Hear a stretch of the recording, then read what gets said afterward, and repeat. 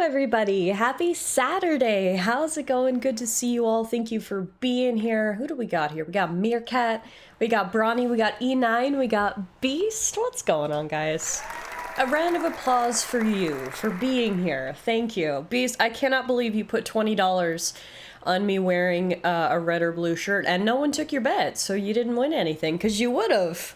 That's right, I got my blue shirt on today because we needed the Legend of Zelda shirt on the Legend of Zelda day. I'm so excited about today's stream. This is the second stream of 2025. I'm feeling a lot better. Still a little bit congested, so I apologize for my voice, but compared to last week, compared to last stream, I'm feeling so much better, which is nice. It felt like I was never going to get better, which I know is so dramatic. But it genuinely, like, I was just sick for so long, it was hard to see the light at the end of the tunnel, but I'm finally feeling better, so I'm extra excited to be here with you guys today, and very excited to be doing something a little different on the stream. You may notice that we are playing The Legend of Zelda Breath of the Wild today, which you might think is kind of random, which it kind of is. This is going to be my fourth playthrough of The Legend of Zelda Breath of the Wild. This is one of my all-time favorite games, and it's actually going to be our second playthrough of Breath of the Wild here on the channel. 2 years ago, we played Breath of the Wild. We played it in a crowd control version. You might remember that. It was really funny. You guys could use coins to interact with my game. Some of you used it for good. Most of you used it for evil. And it made for a very interesting adventure. Well, let me tell you the backstory of why we're playing Breath of the Wild today, and I can show off something.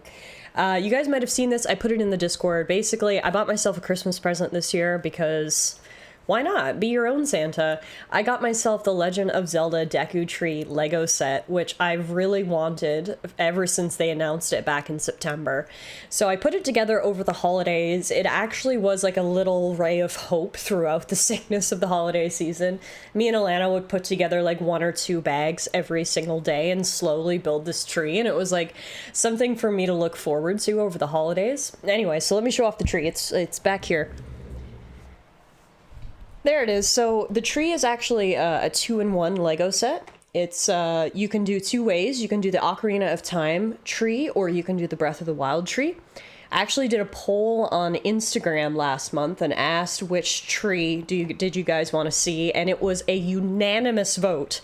Everyone wanted the Ocarina of Time tree. So there it is. The mouth does open, and there's a little Skulltula that'll drop down.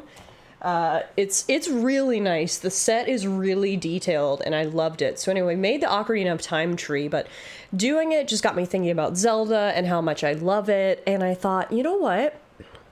Something that's been on my like gaming bucket list, if you will, is to 100% Breath of the Wild. It's like sort of a challenge that all gamers look at with respect, in my opinion.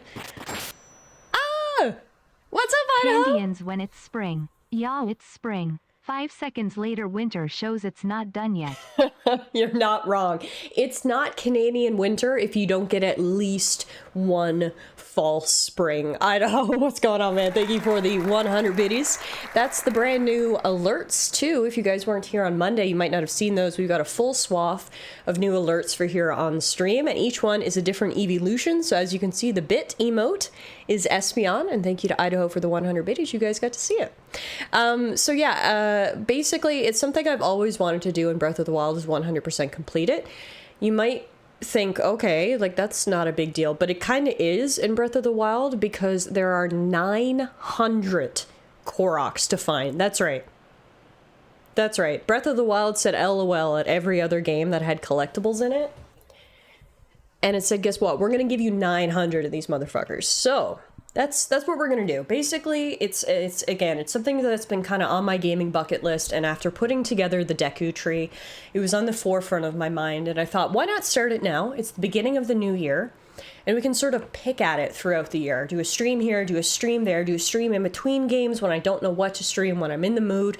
And I'm hoping, so it's January 2025, I'm hoping by December 2025 we can officially tick off my gaming bucket list that we finally 100% completed Breath of the Wild. 900 street seeds, 900 streams. Can you imagine? The rest of my streaming career is just collecting Korok seeds. So yeah, so that's the plan for today. I'm expecting these streams to be very chill, you know, sort of laid back. I will be completely honest, we are going to be using a guide for this. Canadians, drinking a slushie in t-shirt and shorts amongst the snow in April. That is 100% correct, yes. Idaho, you're just hitting me with 100% correct Canadian facts here today. I hope you know that. Thank you for your 100 biddies, my friend. I appreciate you. Unfortunately, it's not April. It is still very much winter. No spring in sight. But when it comes, I'll drink a slushie in a t-shirt and shorts for you. We are going to be using a guide for Breath of the Wild. We are not going to raw dog this adventure because it is hard enough on its own. So I've got a little 100% guide here. It essentially takes you step by step through the collectibles and the Korok seeds that you need. So hopefully that'll make things a little bit easier. But yeah, I'm expecting these streams to be, you know, pretty relaxed. We'll hang out, have a good time, get lots of yahahas in there as we collect the Korok seeds and essentially adventure through one of my favorite games of all time, and in my opinion, one of the greatest games of all time, together. So anyway, that's it for the intro. Thank you guys for being here today. I hope you're having a fantastic Saturday. And how about we just get started here, because we can certainly chat and catch up as we're playing. Let me just get the game loaded. Tiff is a cartoon character. She only has 2 outfits. What? Huh? Me and Alana did 1 or 2 bags every day. No context, Tiff 2025. Okay, I didn't realize the phrasing of that. 2 or 3 bags of Legos every day. Challenge update. Tiff has to wear either a blue or a Pokemon shirt for the Nuzlocke from now on. Honestly, I like that, Beast. I think we could do that. Oh, we got a little software update we need to download. I think we could do that. I was just gonna say, what shirt did I wear on Monday? But I was Digitiff on Monday, who is wearing a blue shirt. So we're fine. Pokemon or a blue shirt every Pokemon day. I like it. Not necessarily Canadian, but snowplow driver driving down the road looks over at freshly shoveled driveway and goes, "It would be a shame if you had to shovel it again." Is there anything worse? I'm so lucky now we live in an apartment building with underground parking, so we don't have to deal with shoveling snow. But I remember growing up, you know, having our driveway, you'd be out helping mom and dad. You'd be almost done, and then you'd hear it. You'd hear it before you saw it. And you'd look, and there comes the snowplow, like, I'm about to ruin your day. So yes, that applies to anyone, anywhere that gets snow, but certainly applies here in Canada as well. Thank you for your 100 biddies, Idaho. How's your winter going? I feel like, is this the first time I've seen you in 2025? I can't remember if you were here for Pokemon Day. No, you were here for Pokemon Day. I apologize. I wasn't trying to forget you. The days just sort of blur together. But anyway, whether I've seen you or not so far in 2025, let's hit you with the Happy New Year. It's January 11th today, so I feel like it's approaching the end of when it's socially acceptable to say Happy New Year to people. Like this whole week for work, I've been starting my emails with Happy New Year, but I feel like I can only do that for like the first week, maybe the second week. But what do you guys think? When's the cutoff to when you're like, yeah, you need to stop wishing people Happy New Year? Like, when does it get weird? I know, since I can't remember, it all blurs together. To be fair, you were still sick that day. Thank you, Beast. Yes, that's right. June? Oh, well, I got lots of time then. I got lots of time to wish people Happy New Year.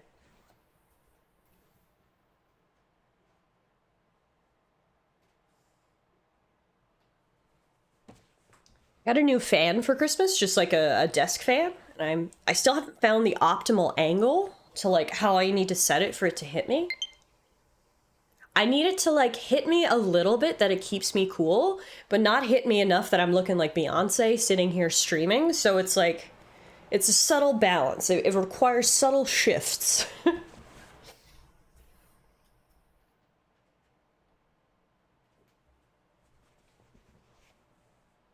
There we go.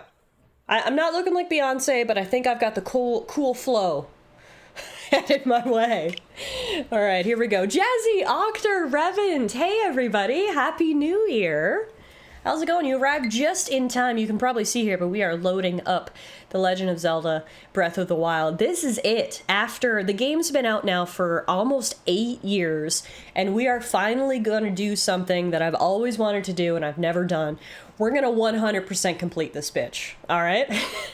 It's going to be a long journey. It's probably going to take us the full year. We'll do a stream here, do a stream there, get all those Korok seeds. But I'm hoping we finally tick that box on my gaming bucket list so I can say, yep, I 100%ed The Legend of Zelda Breath of the Wild. I got all those Korok seeds. So we will hit new game. Wait, no. How? What? You can only have one save slot in Breath of the Wild? I didn't realize this was Pokemon. Who came up with that? Aw. Like, it's fine. I haven't played Breath of the Wild in years, so, like, realistically, it is fine that I just have to override my old save slot. But at the same time, it's like, I don't know, it's kind of sad. Hang on. Well, before we erase, we at least need to go in here. So this is my original playthrough?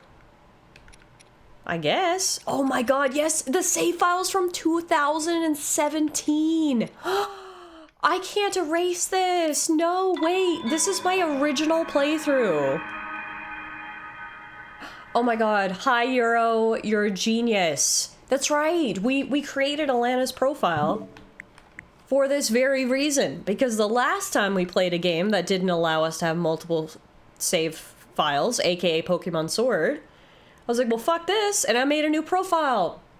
That's what we'll do. We'll just start a new playthrough under Alana's profile, because I can't delete this. This is like history right here. You know what I'm saying? This is the original save file from 2017.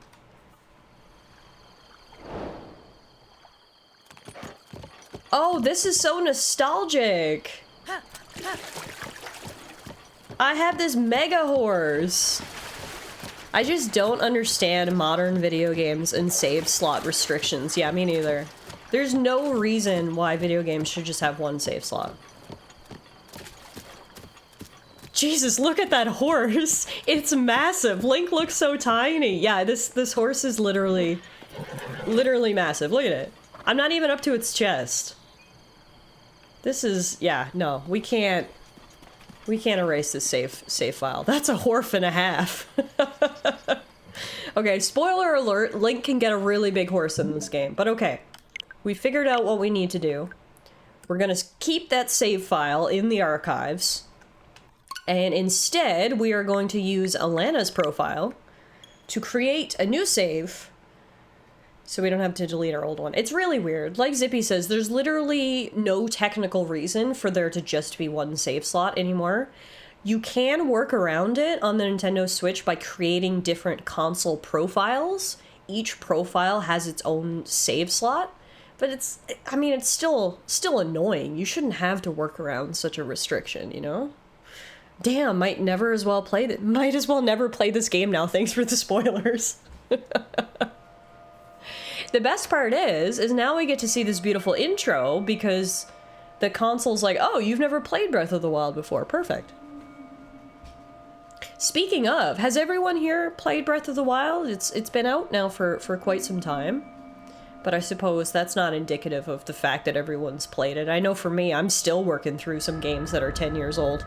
I only played Yakuza 0 last year, so there we go. Jazzy said he's never played. Well, I can't recommend it enough. This is one of my favorite games of all time. I think it's honestly one of the best games of all time. I could sit here all day and tell you all the things I love about it. I love the art style, I love the world, I love the sense of adventure. Wake up, Link. But we're just gonna go through it ourselves. Zippy says, I haven't played it all the way through, and every time I come back, I'm like, I should restart. I get that completely. Once I put a game down, I can't just pick it up if I'm away for, like, more than a month. I always have to start over, so I 100% get that. Octor says, I've never been a Zelda fan. Fair enough, and not every game is for everyone. I say it's a great game, but if you don't like it, that's not a knock on your sense of taste or anything like that. We all have different tastes, but in my opinion, I think the game is at least worth a shot. But here it starts. Link is asleep in a back-to-pod, a back-to-tank, and he hears a mysterious voice that awakes him from his slumber.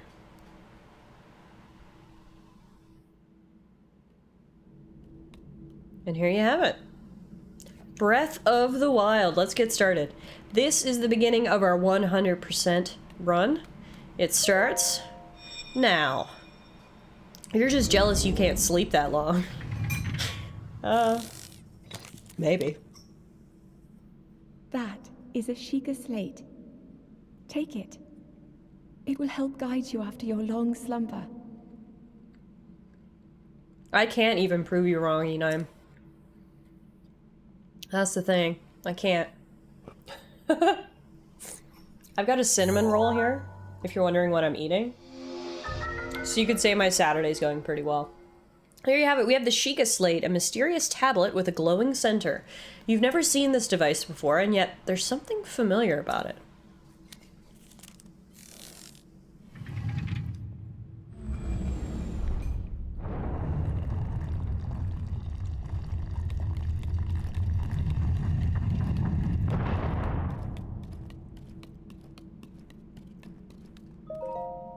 Hold the Sheikah slate up to the pedestal.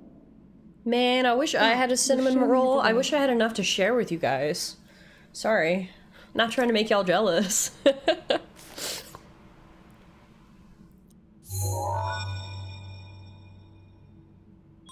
Authenticating. Sheikah Slate confirmed.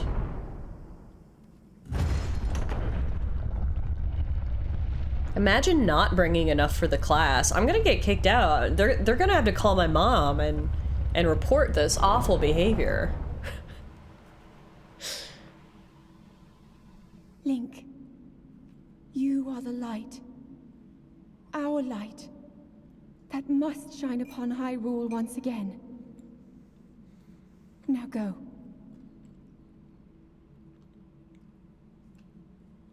Alright.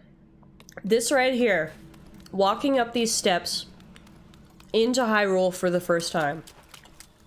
I don't want to be dramatic, but I think it's one of my favorite moments in video game history. Just wait for this, if you guys haven't seen this before.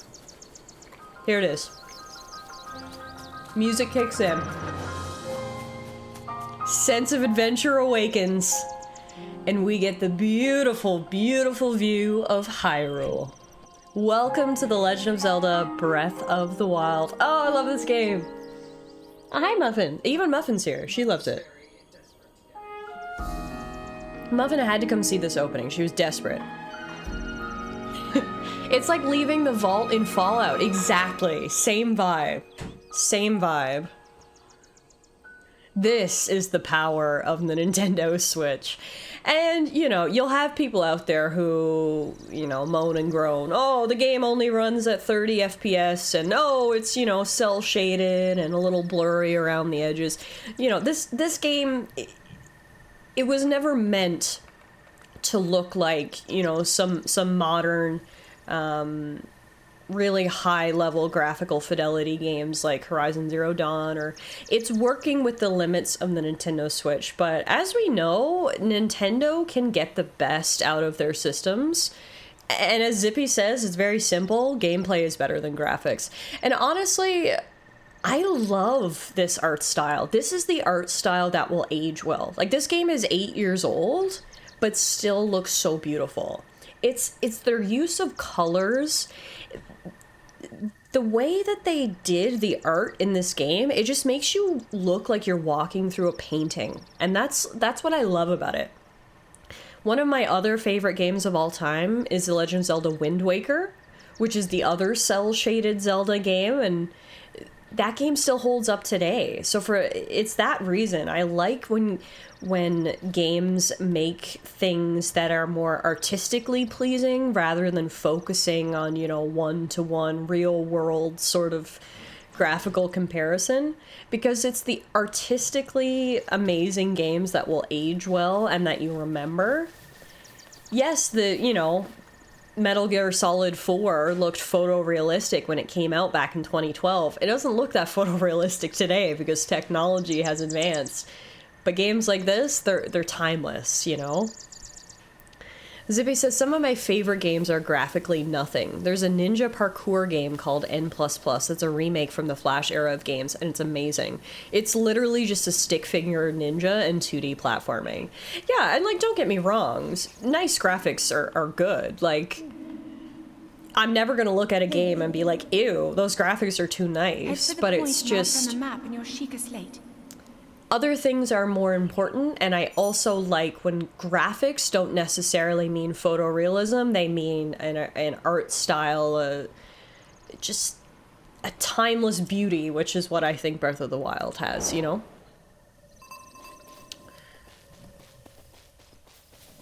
Alright, so, first things first, Link has completely lost his memories, and he has no idea what this is, so let's inform him. It's a tree branch! I always find that so funny. It's like he comes out of stasis and he remembers some things but not others. Like, he has no idea what a tree branch is, so... there you have it. Wooden branches such as this are pretty common, but it's surprisingly well balanced. It doesn't do much damage but can serve as a weapon in a pinch.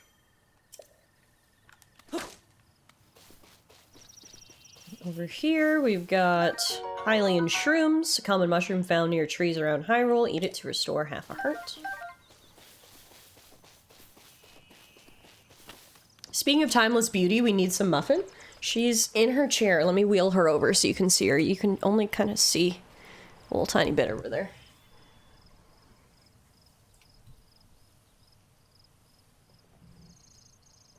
See, the issue is my mic's kind of in the way. Hang on. Let's just switch over here so you can at least see her. Muffin, are you going to turn around and say hi?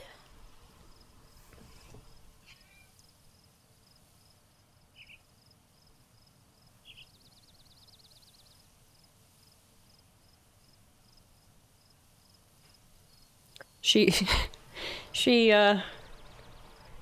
refusing to turn around.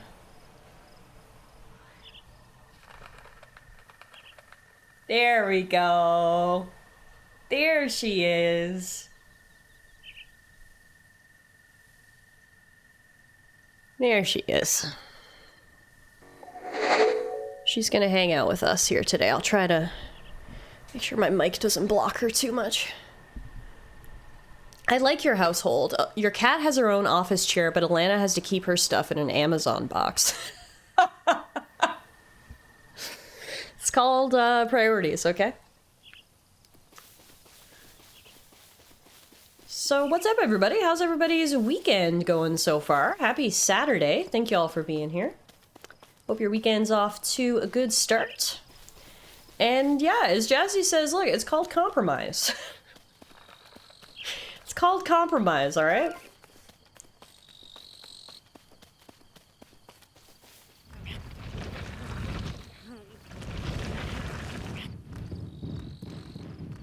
Bye, Rock. Breath of the Wild and its sequel, Tears of the Kingdom, again, one of my favorite games of all time, but they're one of the, like, only games, at least since I've been older, that have just given me this sense of wonder and this want to explore. I feel like in a lot of modern games, you know, you go to X and you do Y just because you feel like you have to, or because there's some sort of reward hidden there, or there's a quest marker on your screen. This is one of the only games where I just wander for the sake of wandering. You know, like, it's just, it unlocks this sense of adventure in me that makes me really feel like a kid again. I know Tears of the Kingdom, for example, because that one came out more recently. I'd just spend hours wandering around. I'd look up and, like, 3 hours have finally passed, and I'd be like, holy shit, I've done nothing. And that's fun. There's just something about these games that are just so inherently fun, you know? Pokemon Scarlet and Violet could never. Well, that's what pisses me off, right? This game came out in 2017. This was a launch title for the Nintendo Switch, and it looks like this. And then Scarlet and Violet comes out 6, 7 years later, and it's like 2 steps backwards. So you can't use the excuse, well, the Nintendo Switch is a weak system, because no, it's not. Nintendo was able to do this. Monolith Soft was able to do Xenoblade Chronicles 3. There is no reason Scarlet and Violet should run as poorly as it does, or have such an empty world like it does. But anyway. I've talked about that enough on stream. You probably don't want to hear my rants anymore. What you do want to hear is me climbing a tree to pick an apple. Yay! Common fruit found on trees all around Hyrule. Eat it fresh or cook it to increase its effect. You really have to play more Tears of the Kingdom? Yeah, Tears of the Kingdom is so good. It's literally just Breath of the Wild 1.5, and for me, I didn't want any more. I just wanted more Breath of the Wild, and Nintendo delivered. What's an apple? I don't know. I don't know. That's why I had to climb up and get it. Oh, well met, stranger. It's rather unusual to see another soul in these parts. Who are you? Me? I'll spare you my life story. I'm just an old fool who has lived here alone for quite some time now. I hope you'll permit me a question. If I may be so bold, are you not chilly? Ignoring that, where are we? Answering a question with a question. That's fair enough. As I cannot imagine our meeting to be a simple coincidence, I shall tell you. This is the Great Plateau. According to legend, this is the birthplace of the entire kingdom of Hyrule.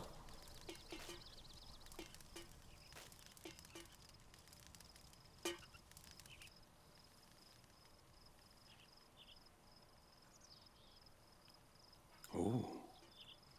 That temple there, long ago, was the site of many sacred ceremonies. Ever since the decline of the kingdom 100 years ago, it has sat abandoned in a state of decay. Yet another forgotten entity, a mere ghost of its former self.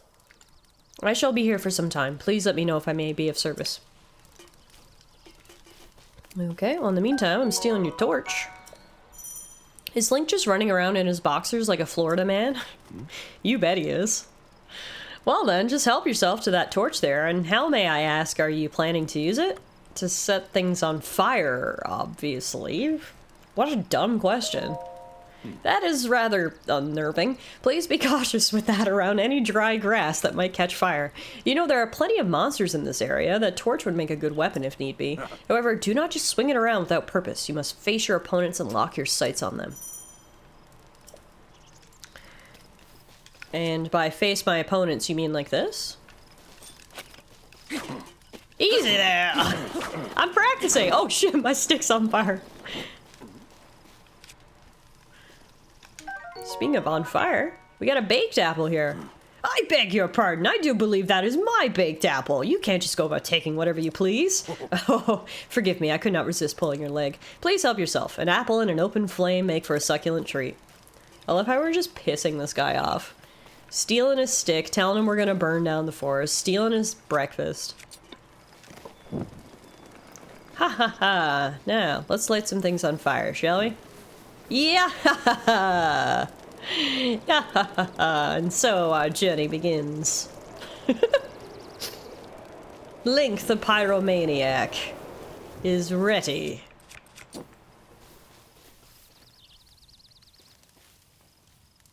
Nice, charred grass. Okay, we need to be actually doing things. Yeah. So, as I was saying earlier, we do have a guide for the 100%, because as much as I'm excited to do this, I also know that it's not easy. And rather than make things harder for myself than they had to be, we're just going to follow a little guide for the 100% completion. So, we start off by coming... Where do we go first? Where do I start? I start here. Oh, I missed the well-worn trousers and old shirt back in the shrine. Hang on, Gramps. I'm showing off my boxers, but I guess we need clothes. Completely forgot about this.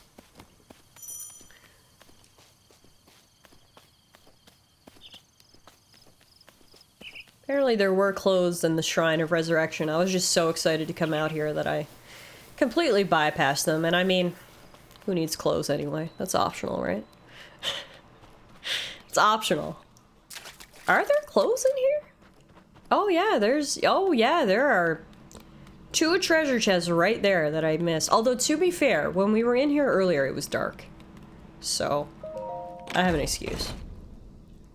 Hooray! Well-worn trousers. These old trousers are threadbare in spots, but they're surprisingly comfortable. The legs are a bit too short, though. I mean, does that apply to IRL as well? Absolutely. Let your freak flag fly, okay? Channel your inner Florida man and just run around your neighborhood in nothing but your undies. We've also got the old shirt, a thin shirt made long ago. It's coming apart at the seams, but it's better than nothing. The sleeves are a bit on the short side. Maybe Grandpa will stop shaming me if I have clothes on, and it does give me a teeny tiny bit of defense. My favorite part about these clothes is that the shirt is a little bit too short. So Link's like rocking a bit of a crop top here. It's very in right now. All the kids are wearing crop tops, so Link decided he's going to as well. Alright.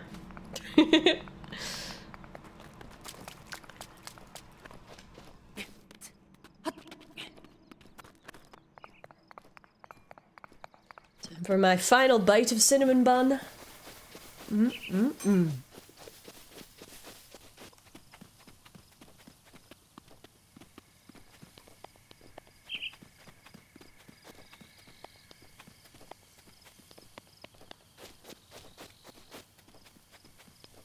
Next up is going to be our very first Korok seed. The start of a grand adventure. Korok seed number 1. First, though, we're taking this. Woodcutter's axe. Let's go.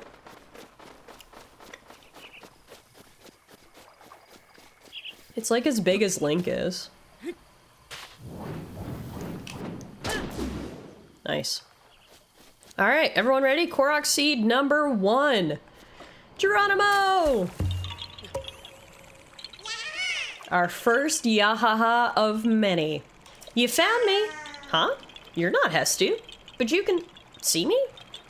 I didn't know your kind could see the children of the forest. Well, if you run into Hestu, please return this to him.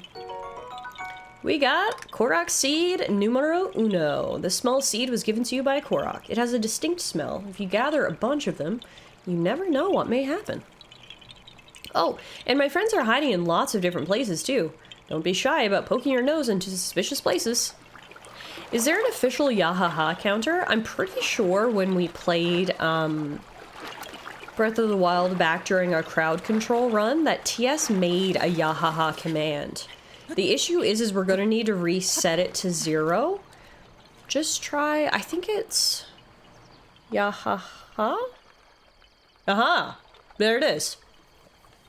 Now, how do we reset it? Because that would actually be very helpful if you guys wanted to hit Yahaha every time I got a Korok seed. Let me see if I can reset it. Hang on.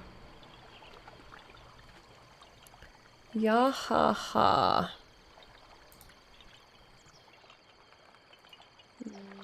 Oh yeah, I can reset it. Okay, if someone wants to do exclamation point Yahaha to record number 1, should work. Hi Sharp, how are you? Happy Saturday! Welcome to our Legend of Zelda Breath of the Wild 100% run, something I've wanted to do for a very long time. And I figured, why not now? No better time than the present. We got our rusty broadsword. Tiff, I have some bad news though. We can't afford to pay attention enough to keep track. Yahaha, you found me. Morgan! That's the ultimate Korok right there. I found Morgan and she comes bearing a sub. Hi Morgan, how are you my friend? Thank you so much for the resub. 70 months. That's crazy. I appreciate it. Welcome to our official 100% run of The Legend of Zelda Breath of the Wild. As you can probably see, we're just getting started here. This is something that I've wanted to do ever since I first played Breath of the Wild back in 2017. I love this game. It's one of my favorite games of all time. I've always wanted to be able to say I've gotten 100% completion. Obviously, a huge barrier to entry is the number of Koroks you have to find in this game. But so you know what? We're gonna do it now. We're gonna start our journey at the beginning of 2025 and then have it sort of in our back pocket throughout the year. Whenever we're sort of in between games, or if we want to just have like a relaxing day, or I'm just in the mood, we can just come to Breath of the Wild and work on our 100% challenge run. So I'm hoping by the end of 2025, then we can say that we've done it. You gotta do all the temples too. Yeah, so I've done close to a 100% run. I've done everything, all the temples, completed the compendium, obviously completed the main story, all the side quests. I've done all that. The only thing I've never done is getting all the Koroks. So for me, that's the part that I'm excited and scared about. Alright, we gotta follow our little objective on the Sheikah slate for right now. So away we go. While we're here, I think we can ruin those guys' day with that perfectly placed boulder over those conveniently placed exploding casks. By the way, I started replaying Pokemon Y. Oh, awesome! Awesome. For anyone who wasn't here on Monday, we started another challenge run. January has been the month of Nintendo challenge runs. Not only were we doing a Breath of the Wild challenge run, we're also doing a Pokemon Y challenge run. We started on Monday, Pokemonday, our Pokemon Blue Nuzlocke run through Pokemon Y, a game that I hadn't played in literally ages. It's been so long since I played Pokemon Y that I barely remember it. So I had a ton of fun on Monday because it felt like a totally fresh experience. I was like, I've never played this Pokemon game before. This is just a brand new Pokemon game. So every Monday going forward will be Pokemon Day, where we'll be doing our Nuzlocke challenge through Pokemon Y, and hopefully I'll see you guys there this week. Speaking of Pokemon and starting playthroughs, I started another Infinite Fusion run. That's a game I still haven't played. You've told me so much about it, Zippy. Meerkat's told me so much about it too. I really do need to check it out at some point. Maybe that'll be our next thing we do after the Pokemon Blue Nuzlocke. You did hit the 5% Riolu spawn. Oh, nice. You got that streamer luck, Sharp. Pick up some arrows. If the rumors are also correct, another January challenge run will be pre-ordering the Switch too.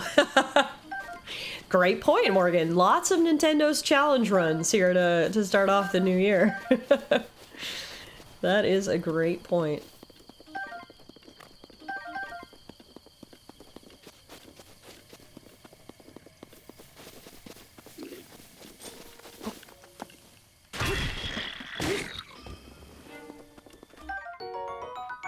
Boko shield? Who needs a shield when you got a two-handed axe, baby? Not me. I will take your traveler's sword, though. Thank you. Alright, the Sheikah Slate was leading us here. Let's activate the tablet.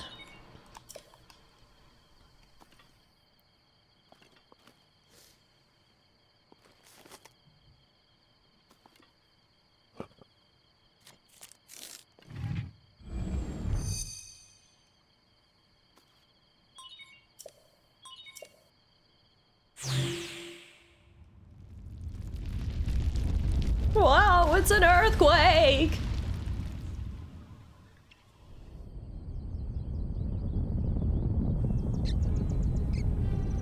That squirrel's like, what the fuck?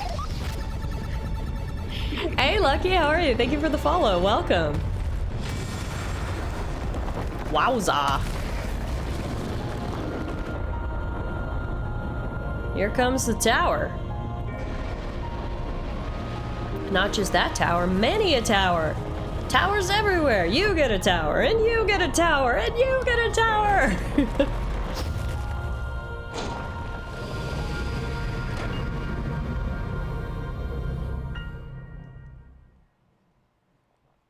I'll never forget beating the champion of the Elite Four of Pokemon Diamond with my level 1 Riolu.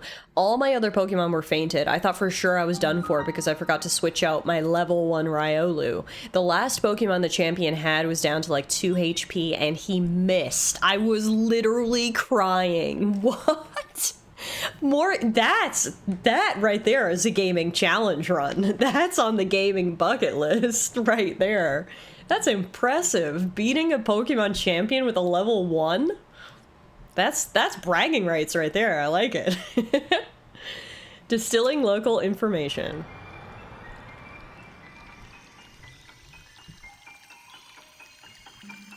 Hey Schmanky, how are you? I love your Link emote. Perfect for the start of our Breath of the Wild run here today. And we unlocked the map, yay! Regional map extracted.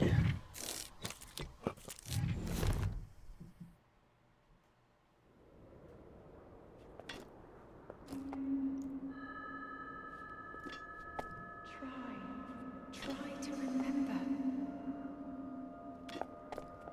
You have been asleep for the past 100 years. The beast. When the beast regains its true power, this world will face its end.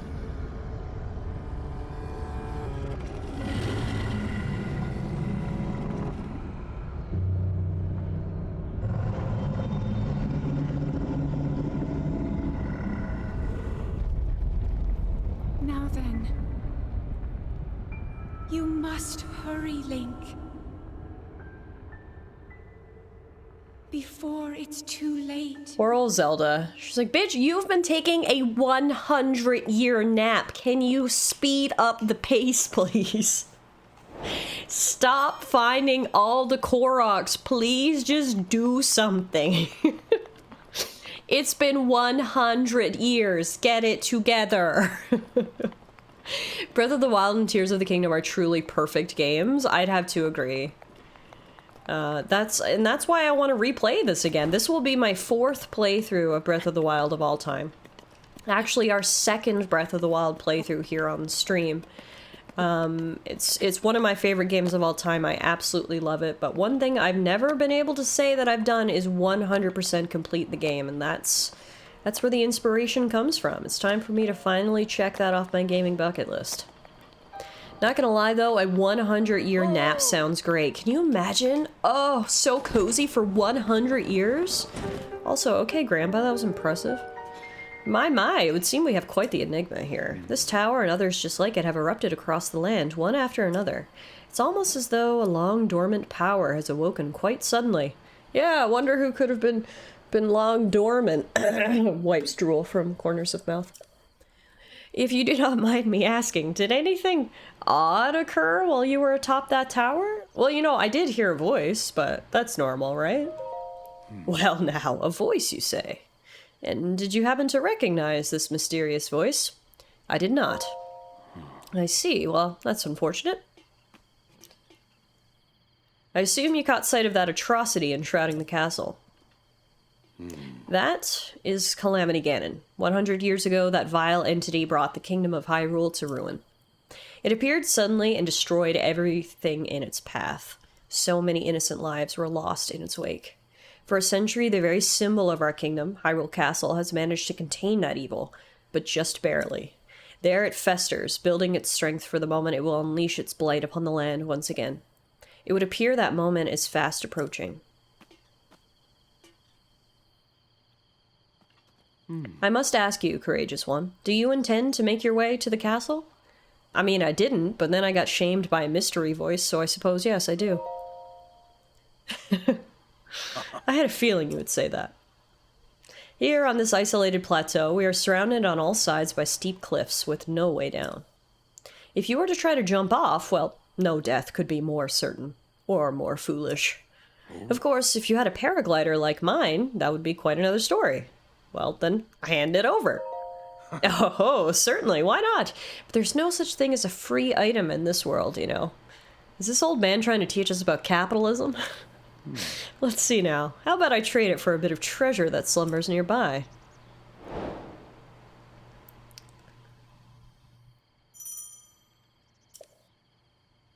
Come, let me show you something. Lead the way, I guess. Wonder how Link's back felt after sleeping for 100 years. Definitely need to do some stretching, I think. Potato, hi, how are you? I'm doing great, thank you. How are you doing today? Welcome on in. Do you see that structure there? The one shining with a strange light? It began glowing at the exact moment those towers rose up from the ground. Yeah, I see it. I would think such a place might house some sort of treasure, wouldn't you? Treasure for the paraglider. Fair exchange, I believe. Alright, I get it, I get it. Alright. Did Link just speak with words? Immersion ruined. As long as he doesn't have voice acting, it's okay, right? God, that's the best looking castle beyond Twilight Princess. I just love this iteration of Hyrule, period. I love everything about it. Like, I just... Full stop. Love this game. The end. I once watched a video on a guy who found out that the old man spawns in 2 different places at the same time, so he spent like an hour bumping one of them to bring the 2 together. What?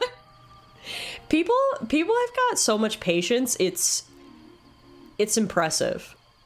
Like, I would love to do that, but it's like, do I have 1 hour to spare to bump 2 old men together? I mean, kudos to that guy. I wonder what the next mainline Zelda will be. Wow, that's the real question. Where do they go from here, right? Echoes of Wisdom was fun. That felt refreshing after Breath of the Wild and Tears of the Kingdom. It was much more traditional, linear Zelda. So I liked that. But at the same time, I love these open world type games too. So very interested to see where the next game goes for sure. You're doing pretty good. Excellent. I love your little potato heart emote. It's so cute. Link becomes evil in the next game? Uh-oh. Uh-oh, Skedios. Okay, we missed something on our way down here. We missed, Hylian trousers. God knows I'm not proceeding any further until I get some better pants, so... Back it up, Sir Link. Go get them Hylian trousers. Is Link secretly actually young Ganondorf? Can you imagine if all this time this was an origin story? That'd be kind of badass. I'm here for it.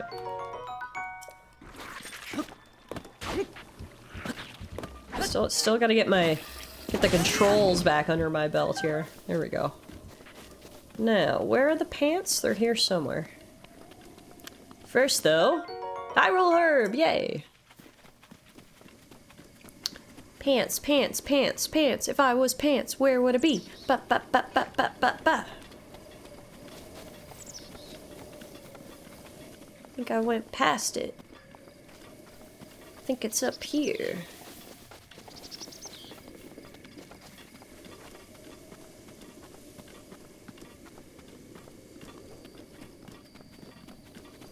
Isn't that what the recent Zelda game did? Well, you were only Zelda in the new game. There were a few instances where you played as Link, but I think Morgan's looking for a more, like, unique experience where both characters are actually fully fleshed out and you can kind of switch between them. Is this where the pants are? I've got a map that has all the collectibles on it. That's what I keep looking over here for. But it's not the most clear. Okay, no, the pants are right here-ish. Here-ish. No pants buttons, we'll just put a stamp.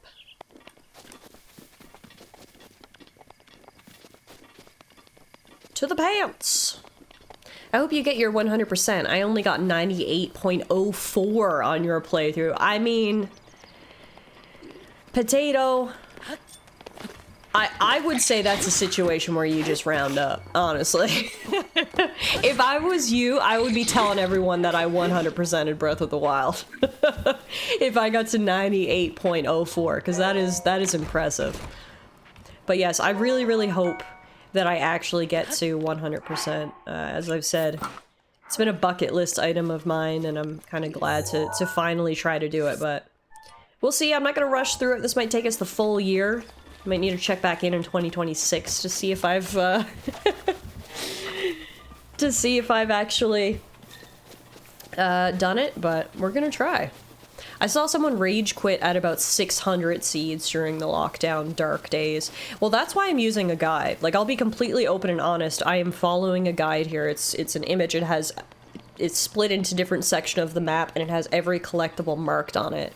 Because, to raw dog this, for lack of a better word, is, more difficult than I'm willing to do right now. So I think this is going to be tough enough, even with a guide.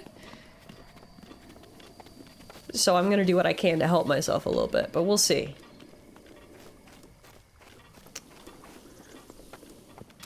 I saw a comic someone did once of a Ganondorf finding out that his adopted son is actually the reincarnated hero and he's the reincarnated Ganon. That would be fun. That would definitely be a bit of a switch up for traditional Zelda stories, you know? I like it. You used a guide for the 900 Koroks. So what was your remaining 2%, Potato? What kept you away from 100%?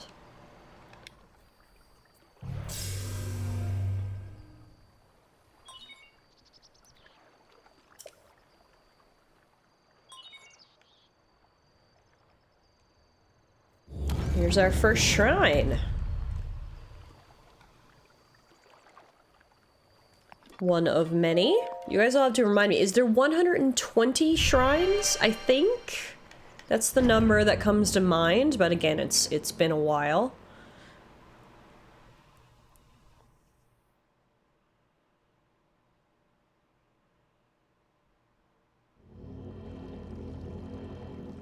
$120 is right? Okay, yeah.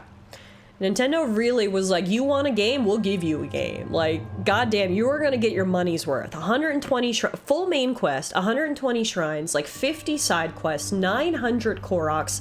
I don't know how many items are in the compendium. They said, you want a game? We'll give you a game.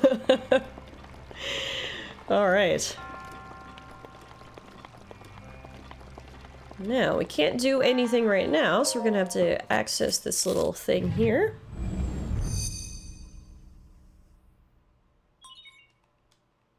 Hey, Regulator, how are you? Good to see you. Happy Saturday. Can you imagine if this was just a tissue collecting simulator?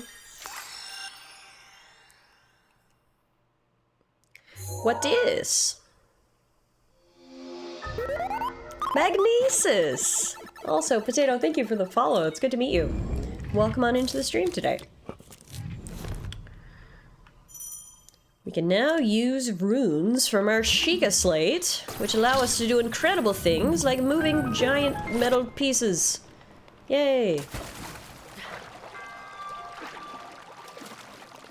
Are you gonna do the DLC content too? I mean, I'm taking it one step at a time, so we'll do 100% base game first is step 1, then we'll kind of see how I'm feeling from there.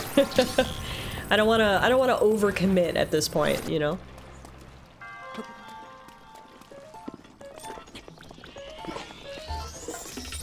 How do I jump again? It's not that button. It's this button. Okay. Yeah!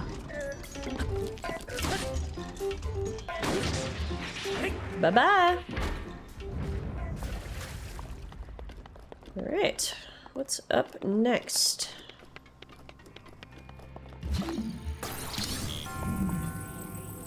So yeah, for the month of January, the plan is we're doing 2 streams a week. Every Monday is Pokemon Monday. We'll be playing through our Pokemon Nuzlocke run of Pokemon Y.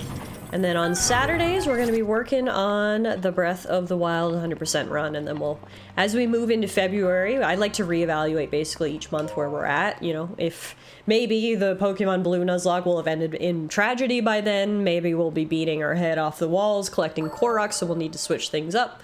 So we'll see how it goes, but at least for the remainder of January, you guys can expect to stop in every Monday and every Saturday for Pokemon and Zelda. This is really a Nintendo month. I like it. I can tell you one thing that I have planned to do in the future. In February, brand new RPG comes out called Avowed. You guys might have heard about this one.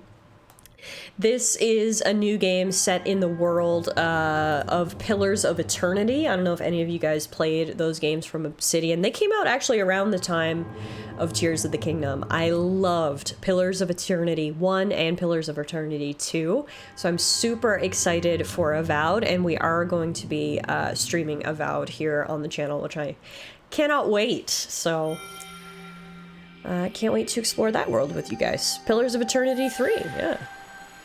May you point something out? Yeah, sure. Avowed. I'm definitely looking forward to that one. I'm not familiar with the rest of the Pillars of Eternity series, but it might inspire me to get into that. Yeah, and I mean, it looks to be a completely different type of game than Pillars of Eternity, right? Pillars of Eternity was your classic top-down CRPG, whereas Avowed looks more like Skyrim. It's a first-person 3D RPG, so it's a different style, but it takes place in the same world. From what I heard, though, Avowed is like a perfectly good starting point. You don't need to have played Pillars of Eternity 1 or 2, so that's no issue. You don't have to worry about that. But yeah, I'm hoping Avowed actually inspires more people to go back and check out Pillars of Eternity 1 and 2, because I thought they were really, really great games and they're worth checking out. So I hope Avowed lives up to my expectations, because I'm really, really excited for it. So I can't wait to play it with you guys. I didn't play the second one yet, as I didn't finish the first one, which is a fantastic CRPG. I think I liked the second one better. I think I like PoE 2 better, because PoE 2 had a sort of pirate theme. You had your own ship and you go around to different islands and stuff. I just personally thought that was really cool, but yeah, both great games.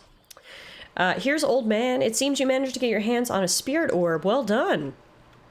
Paraglider, please. I encourage you to slow down for a moment, my courageous friend. The appearance of those towers and the awakening of this shrine. It is all connected to that Sheikah slate you carry on your hip there. Paraglider, please? I have yet to finish speaking. Long ago, a highly advanced tribe known as the Sheikah inhabited these lands. The great power of their wisdom saved this kingdom time and time again. But their ancient technology disappeared long ago, or so it is said. It's interesting, however, to think how something like that survived all this time, hidden away in a shrine. These shrines are tucked away in numerous places all across this land. On this plateau alone, I believe there are still 3 more. Bring me the treasure from each of those shrines, and I'll give you my paraglider. Words are hard. That wasn't the deal, old man. Oh, well, I suppose I changed my mind. I'm sure that won't be a problem for a young go-getter like you. Since I'm feeling generous, I'll also teach you a trick for finding shrines. It's always best to survey the area by looking around from a high point. Let's see here. How about you make your way to the top of that tower again? Are you joking? Oh, ho, ho, I'm afraid not. But don't worry, I have another little trick to share with you for your effort. Never trust a boomer. Take a look at the map on your Sheikah slate. See those blue icons? You should recognize the cave where you woke, the shrine you came from, and the tower.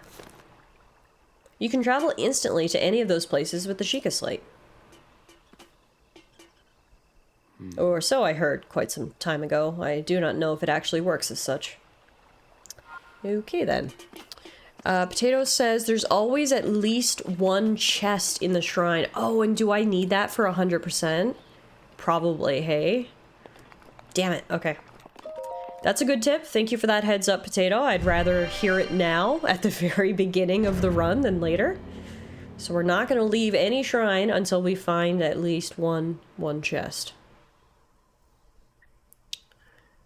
Sorry, but Path of Exile 2 never had pirate ships. Oh, did I say Path of Exile instead of Pillars of Eternity? Oops, I misspoke.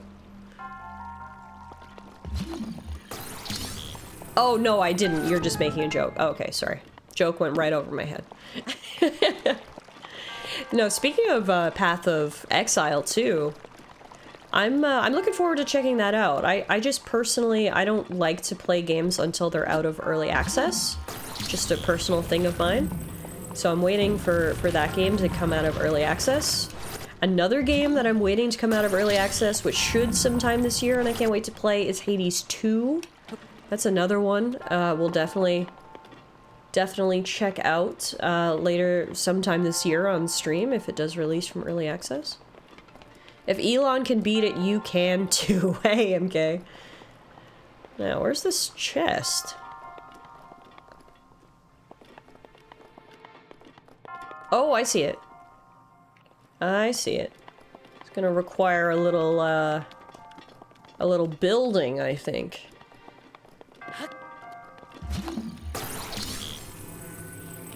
We're gonna need these. Elon, who totally didn't hire someone to play on his account? Wait, really? Actually, no. I'm not even gonna say really. Why am I questioning it? That's totally something he would do. And then he would take a screenshot of his high-level character and post it on Twitter and be like, look how good I am at games. Hashtag Trump. Not to get political, but anyway. Fucking Elon Musk. Alright. Worst tiff, he streamed it while clearly having no idea what he was doing. He's a literal child. And then I bet he started banning people who, like, were flaming him in the chat. Okay, he streamed it on Twitter. Got it. I must have missed that. I don't know how my notification for Elon's live streams didn't go off, but...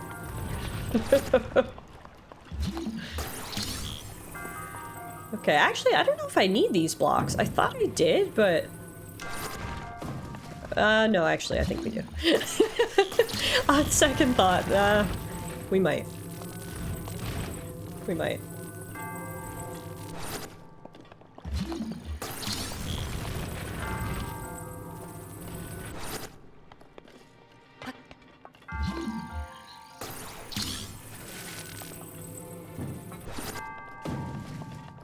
The chest is magnetic? Oh, thank God we have you here, Potato. I would have spent all day trying to build a bridge and get over it. Beautiful. Thank you.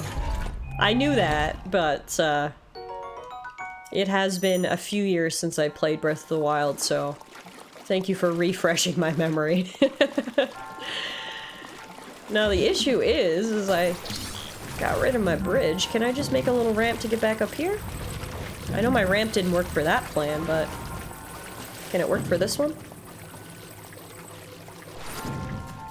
Stay there, stay there, stay there. Ah.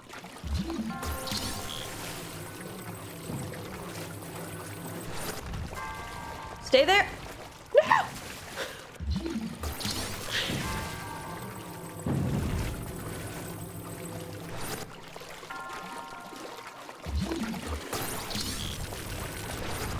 Stay. Put a block in the water to stop the platform from sliding.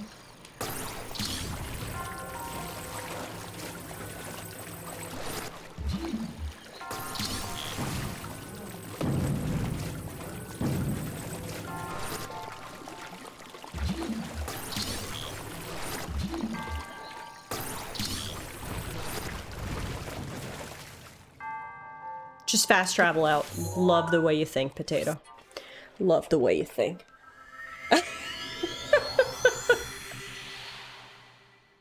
Bye!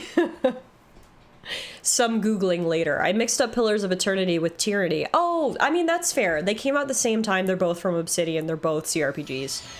Honestly, totally fair, Bonnie. Never played Tyranny. I should do that sometime. I've heard that's a good one, too. Alright.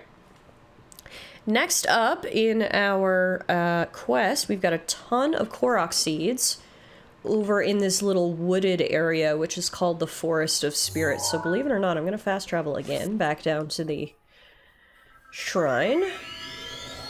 And then we're going to go seed hunting. What's everyone up to this weekend? Does anyone have any fun plans? What games are you playing? What shows are you watching? What food are you eating? Give me all the details. Tell me everything. Oh, Jesus. Hi. Oh my God. Y'all scared me. Nope. You just took the Christmas tree down. Nice. We were gonna do it this weekend. But we're still waiting on a package from my mom.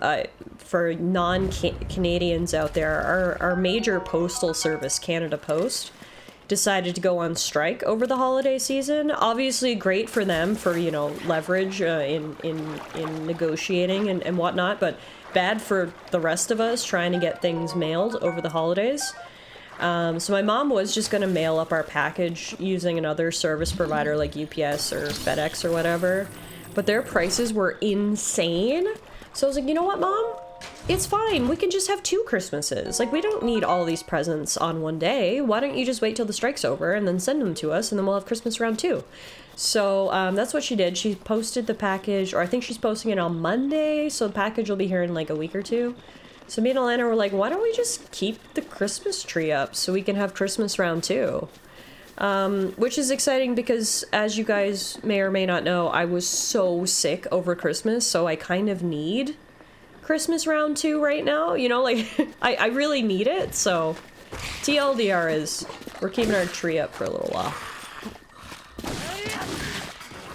Otherwise, I probably would have taken it down this weekend as well, MK. You're at the end game of Like a Dragon. Amazing. I hope you enjoyed it. Like a Dragon was so good. I loved it so much. I actually got Yakuza 8 Infinite Wealth for Christmas, speaking of Christmas gifts. So I've got to start that sometime soon as well. You're just gonna be watching streams. Nothing wrong with that. Sounds like a nice Saturday. Sounds better than UK Royal Mail having a week delay just due to being shit.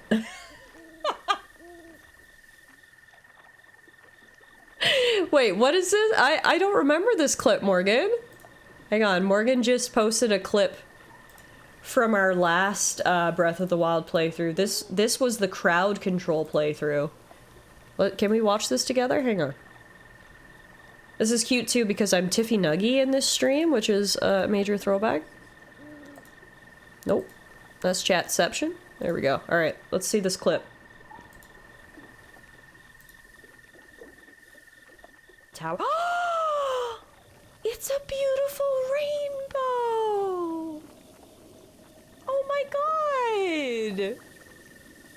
Even after all the hell you guys put me through, there was a rainbow waiting for me at the end of the tunnel. Don't ever give up, guys. Don't ever give up! No!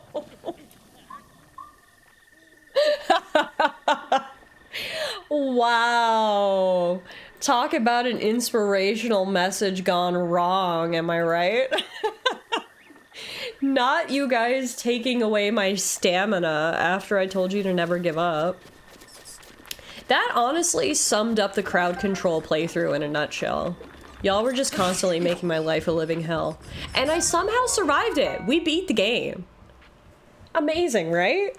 The odds were stacked against me, but we pulled through. Morgan, honestly impressive for you finding that clip. That was good. Hi, MJ, how are you? Good to see you. Welcome on in. Happy Saturday. You arrived just in time for that old clip of Breath of the Wild, and now you get to see new Breath of the Wild. We're going for our 100% challenge run here today, which is exciting. Euro says, I'm still dealing with the water leak BS. As of today, they're back to thinking that a small leak is still going somewhere in the floor or wall, so someone will likely be out early this week. I hope to tear into the floor or wall and fix that. That's so frustrating, Euro. Like, is there anything worse than when shit's just going wrong in your house and you're waiting on people to come fix it and then they can't find the problem and you're just living in a construction zone? It's frustrating. I feel for you. I hope it all gets fixed very soon. Okay, I think the easiest way for me to do this is for me to just, because I have the little map with all the Korok seeds on it, why don't we just do this and I mark them all in advance and then we can kind of just go to each one. Go here and there's one there. This is just roughly, by the way. There's one there. There's one here-ish. Okay.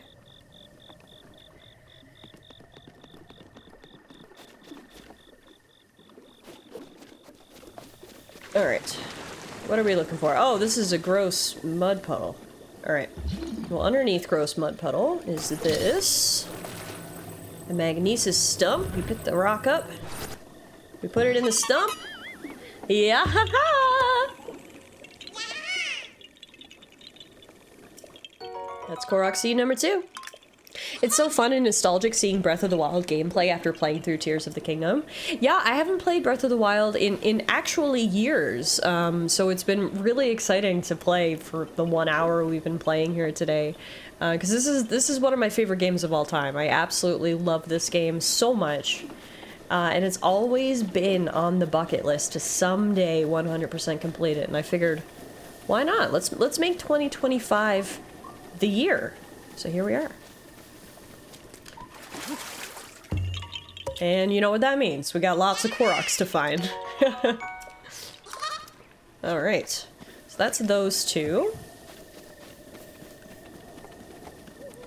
Now we gotta go up into the forest proper. This clip has nothing to do with Breath of the Wild, but still kills me. Alright, let's watch this one together.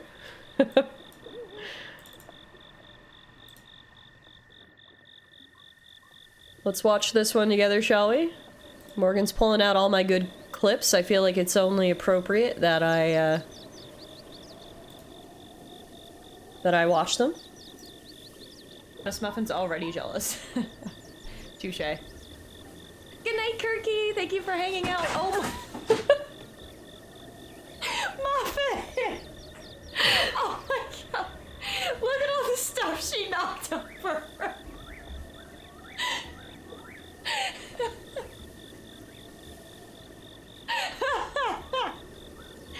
Love! What did you do? Oh, Muffin. Never a dull moment with kids, is it? Never a dull moment. You are a brave soul trying to find every single Korok. Yeah, we'll see how it goes. I'll be the first to admit I am using a guide to make it easier, because God knows it's hard enough as it is. But the plan is to sort of, we'll just kind of work on this throughout the year. A stream here, a stream there.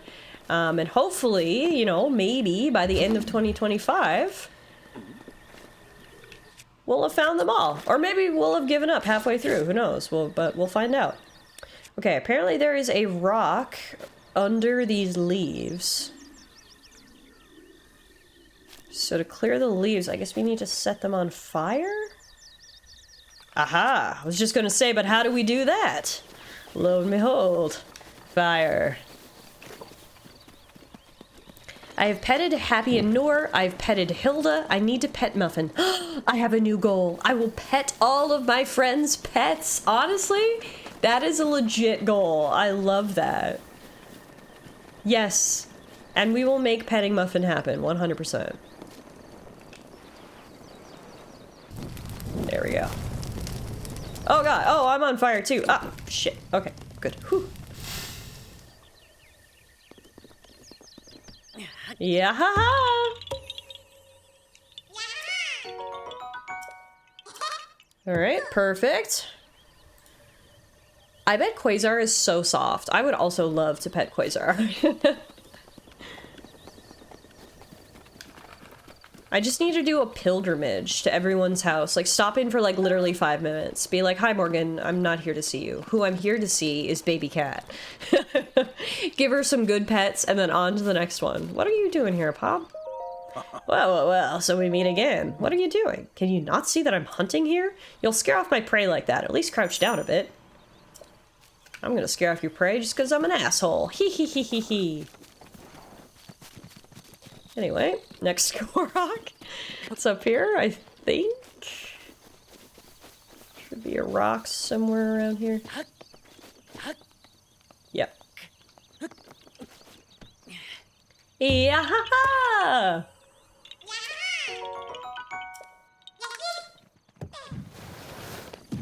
Now, there should be, I think it's a stone talus over here, actually. It's not a Korok, but something we will need to do. If we want the 100%. Can I beat a stone talus with my janky ass gear? I guess we'll find out, won't we?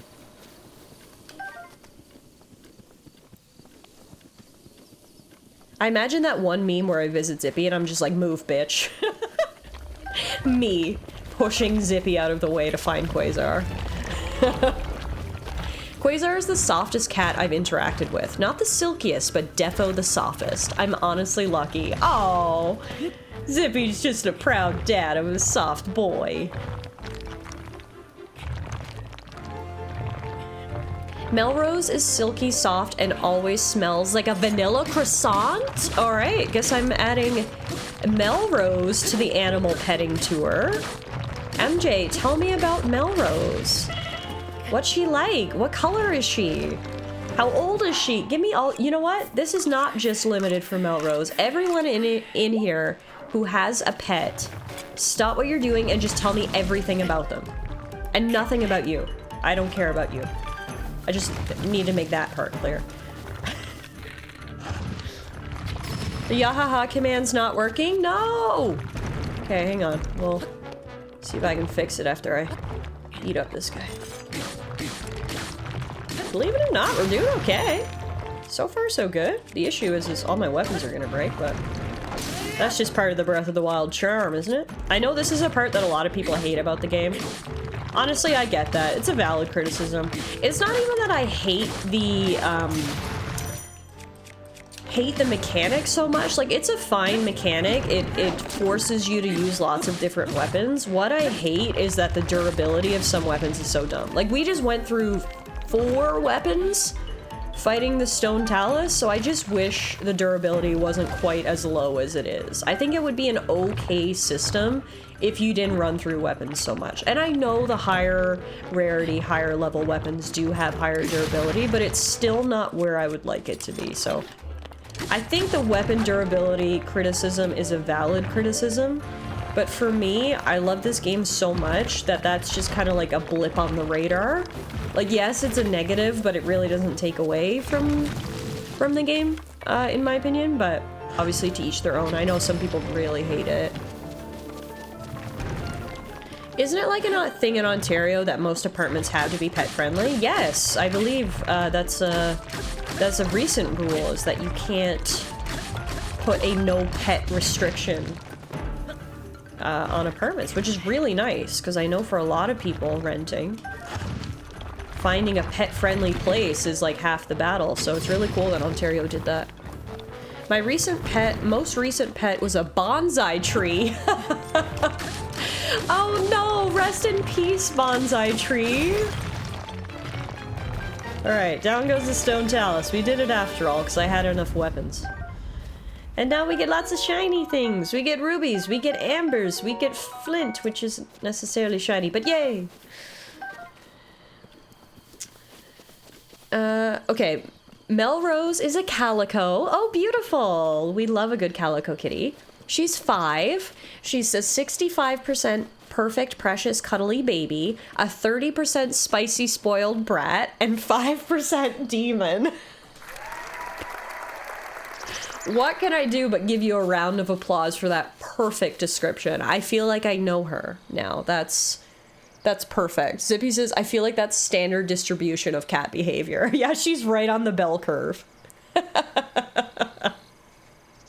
You've also got a new cat called Maya, or Mia, who's 14 years old and likes to fight with Melrose. No, Mia. God damn it, girl. Get it together. I called on like 4 places that were strict no pets before I found the place I'm at now. It was so dumb. Yeah, that's one of the reasons we hopped on this. Me and Elena hopped on this place, because it's the whole building is pet friendly. Like, perfect. I actually love living here because I just walk down the hallway and there'll be a doggy and I'm like, hi doggy. I pet every dog that I see. I'm a huge animal person, so I am all in on living in a pet friendly building because there's just pets everywhere. Hi, Karis. How are you? Happy Saturday. I have a calico as well. So I guess they're all a little crazy because she's nuts. I love it. The Nutty Calico Cat Club. Ishtar. That's a great name. Yahaha Command. Now, what is wrong with you? Because you worked earlier. Oh, Oh, maybe it has mod privileges on it. Yes, it does. It has mod privileges on it so that people can't fuck up the counter, but maybe it's... No, I feel like we should... I trust you guys. I can just set it to subscriber so people don't fuck up the counter. Try that. Can a sub try that instead? We have found... where do I check that?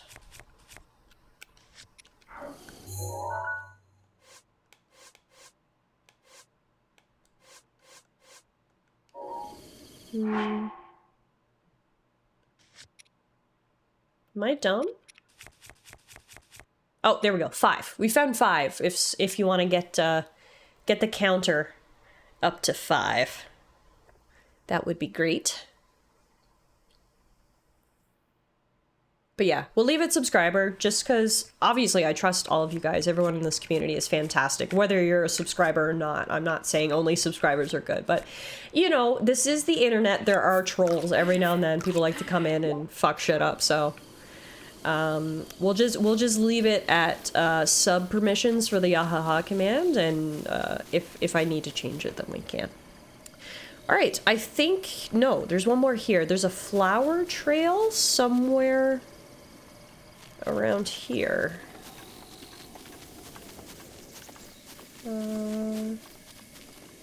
Flower trail. It's like right in the middle of the forest. Oh wait, is it in this log? Yes. So if you're new to Breath of the Wild, you might be like, what the heck? There's, I think, 10 different, like, little games you have to play, for lack of a better word, to find Koroks. You'll find leaves in ponds that you have to dive through. You'll find magnetic balls attached to stumps that you need to put on. Little flower trails. Sometimes there'll be little targets you gotta hit with your bow and arrow. So it keeps things kind of fresh. Each Korok, you know, has like a little bit of a different challenge that you need to do. But that's why I have this little guide going, because it's telling me what I need to look for. So that's what's called the flower trail for the Korok right there. Alright, next up, we're gonna go to the next shrine. So, we're gonna go to the Jai Abaji Shrine, which is south of Great Plateau Tower. Down, this way, right in the Eastern Abbey. Just put a little guy there. We'll warp over here and then go south.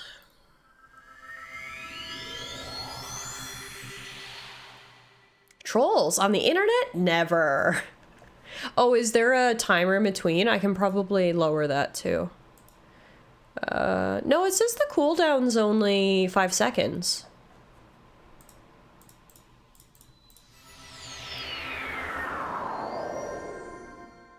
I can do one.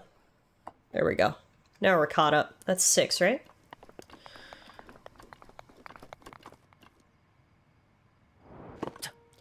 Oh, it's because it's the same message. You're getting caught up in the spam filter. I see. I see. Okay.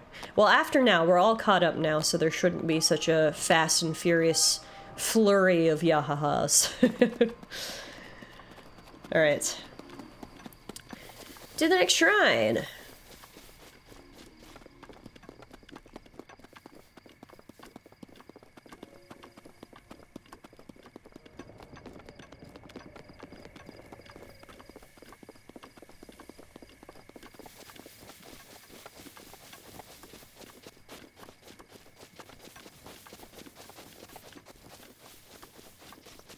I distinctly remember this shrine right here from my very first playthrough, and for any of you guys who haven't played Breath of the Wild before, let me show you.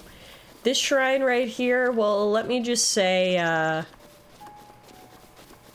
it surprised me. How about that?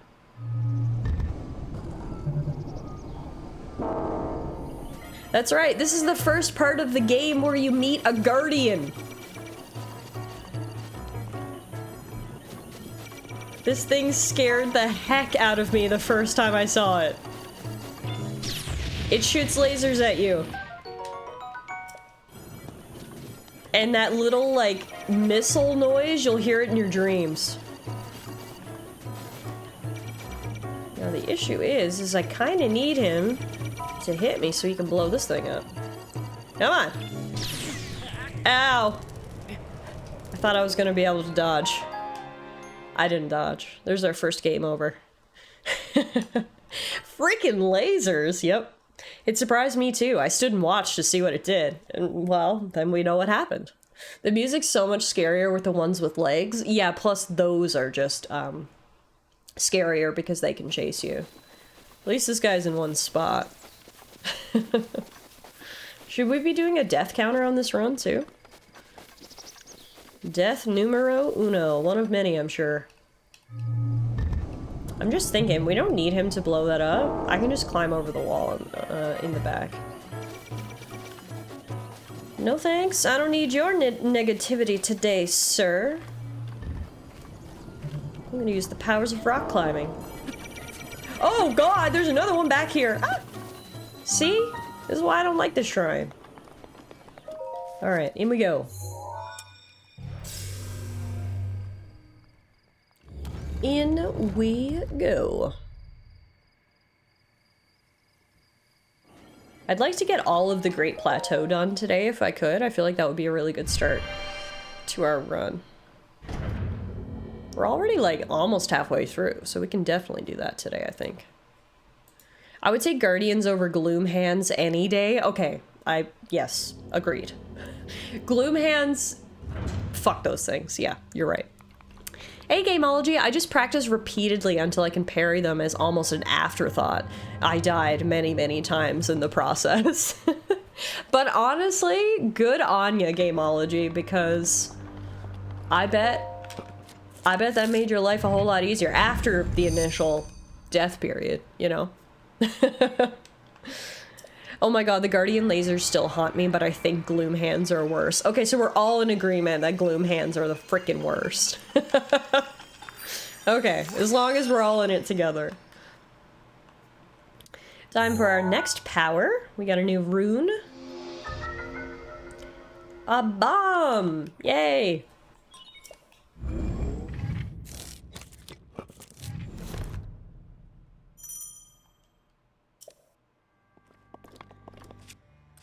Alright, let's do this thing.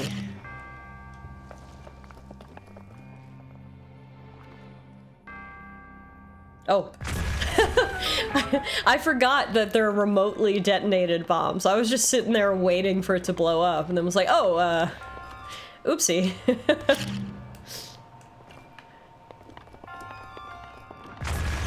There we are. And there's our chest. We got the Traveler's Claymore. Sick. It's a good weapon, actually. Yep.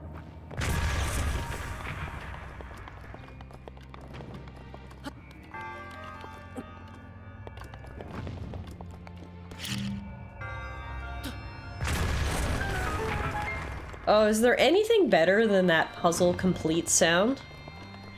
So iconic.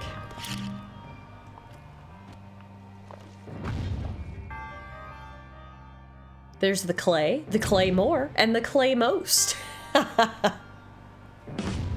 Nice. Nice, Garrus. Very, very nice. Now, there's another chest over there.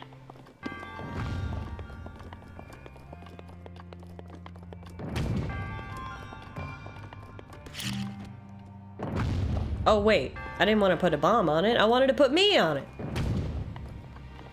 Geronimo! Whee! That was fun. It's been so long since I've played Breath of the Wild, I do not trust my parry timing. I remember back, you know, in my first playthrough when I was playing a lot, I did get pretty good at it as well. I don't know if I ever got as good as Gameology. But I certainly would not trust my parry timing right now.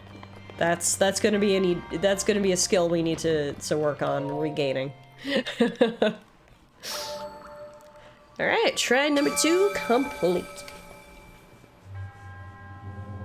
Just surface rust, nothing serious. Thanks, Garrus.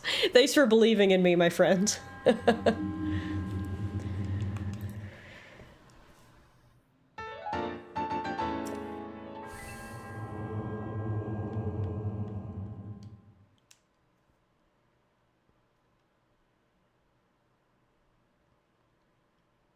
So it looks like this guide that I'm following, at the very least, has the DLC chests marked. Morgan asked earlier if I was going to do the DLC content, and I said, we'll see. But this guide that I'm following at least has the DLC chests around, because there's one marked right here. Apparently there's one right outside this shrine that has a fun little outfit in it. If you don't know, in the probably year following Breath of the Wild's release, Nintendo released some DLC. Some of them are, you know, bigger actual game mechanics. There's like some challenge run stuff, some hard mode stuff. But they also added items from other games. So for example, there should be a treasure chest right here somewhere that has a really fun t-shirt in it. Just gotta find it. Leave me alone, leave me alone, leave me alone, leave me alone. Oh god, it's gonna kill me. It's gonna kill me. I forgot I have no stamina right now. Okay, well, it's fine. You live and you learn, right? Not humble brag, I managed to parry one of them outside the lock-on distance while walking towards it. I was very, very pleased with myself. I bet you were. F's in the chat. Maybe I should have tried the parry there, shouldn't I? Should be on the wall by the shrine. Like this way, you mean?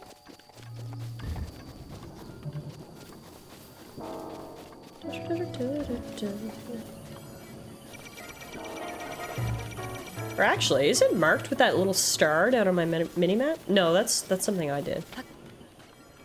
Oh, right. Yeah, I've only got a wooden shield right now. That's right. So, probably want to work. Oh god, I forgot you were over here too.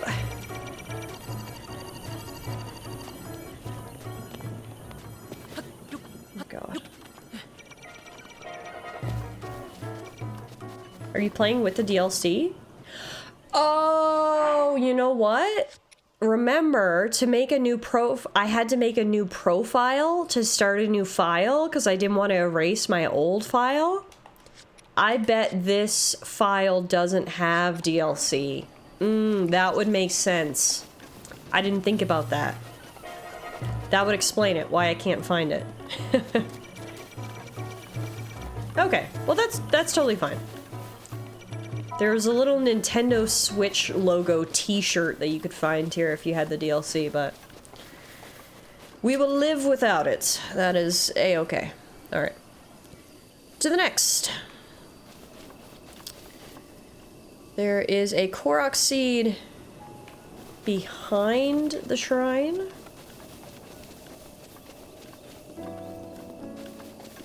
We talked about this earlier when I was just starting the run, but I can't believe that there are still games out there, and for some reason it feels like it's always Nintendo games, that only allow you to have one save file slot. Like, guys. Guys. It's 2025. Please allow me to make more than one save file. For the love of God. Because I loaded up the game today, and the save file that I had was, my original one from back in 2017, and I was like, I cannot erase this. Like, this is like history at this point. This belongs in a museum. So I just made a different Nintendo Switch profile. Then you can load the game and start a new save without having to do that. But yeah, very annoying that that's still a limitation in games today. Alright, next is pretty far. It's all the way down here. All the way here. It's on the roof. Right. One save file is fine if they allow multiple profiles. Yeah, I mean, it's good that they gave me a way to work around it, but I don't know. Should I even need to make a new profile? Like, what if I want to be playing on my own profile for some reason? Like, yeah, I don't know. I just think it's a weird little annoying thing that doesn't need to be a thing. At least most I abandoned the idea of checkpoint based without letting you save as you like. That's true. That's true. But yeah, I just wish Animal Crossing, Pokemon, Legend of Zelda, why are you only giving us One save slot. It's not enough. Oh, you mean profiles on your actual profile? Well, yeah, that would be better. But, like, I have to make a whole new profile. So, like, in this profile, you know, like, it doesn't track my games and stuff. I don't have friends on here. Like, yes, I know those are sort of minor grievances and annoyances, but I don't know. There's no point for any of this anyway, so let's just get rid of it. Yeah, like Bilatro is a good way to do it. Different profiles on your profile, but that's not how this game does it. You need to make a whole new account, basically, for your Switch. Alright. Korok, I think it said it was on the roof? Yeah. First we'll pick up some Stamella shrooms. There he is. Yeah! Bye!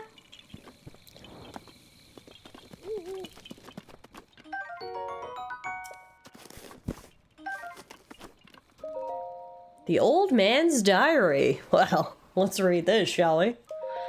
On this desolate plateau, the only pleasure that brings me comfort is cooking. And today I outdid myself. Truly, I created the perfect dish. I call it spicy meat and seafood fry. This recipe not only restores health, but it also keeps me warm, even when traveling in the snowy mountains. With this dish on my side, I no longer have need of that itchy, warm doublet. I do not know how I allowed this to happen, but it seems I forgot to write down a very important recipe. I know it contained raw meat and spicy pepper, however, I simply cannot remember what else I used. My age is catching up to me. Sadly, on this lonely plateau, I have only my own knowledge and memory to rely on, still. If I did find someone who knew the missing ingredient, I would happily reward them with my warm doublet. However, it seems unlikely that such a miraculous wish will ever be fulfilled. Well, maybe we can make an old man's dreams come true, am I right? We got the peppers. I was gonna say we got the meat, but actually I don't have any meat, so we can try to get some meat. If there's anything around here that I can murder for its flesh, I mean... Huh?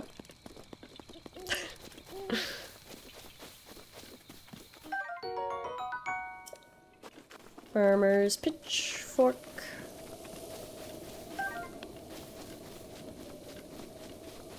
I don't see any animals around here. So we might not be able to make...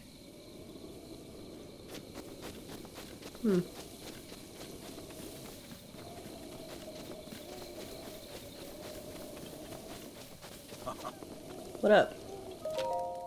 Oh, fancy that, so we meet again. What are you doing? This body of mine isn't what it used to be. Recovering from a bout of hard work takes a while. If you're hungry, I have an empty pot you can use to cook yourself a meal. Got any tips? Simply open your inventory, grab hold of your ingredients, and toss them in. Try to consider how the ingredients will complement one another. You can even make a dish that increases your stamina. It's all about being creative and trying different things. Oh! Well, I guess we'll do some cooking. 2 stamina shrooms, 2 spicy peppers. Hopefully gives me a spicy stamina concoction. Fruit and mushroom mix.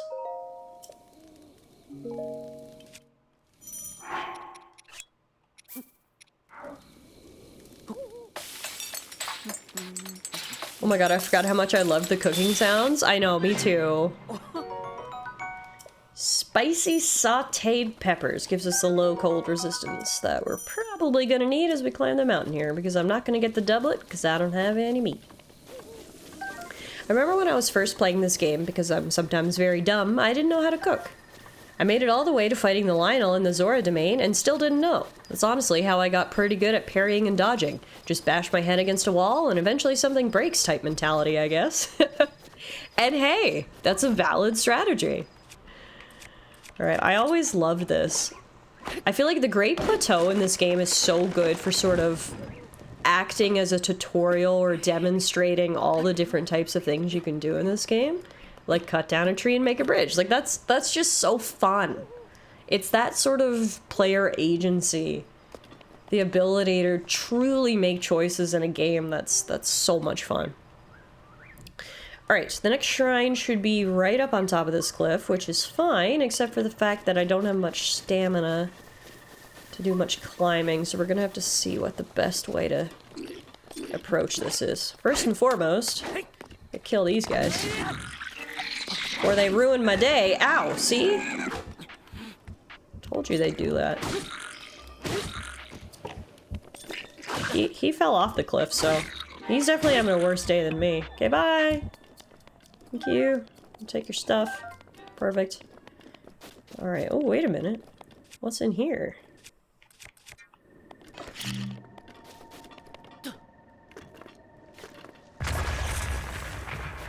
Ooh, gimme. Fire arrow, sick. Alright. Guess we just gotta try to climb this mountain now.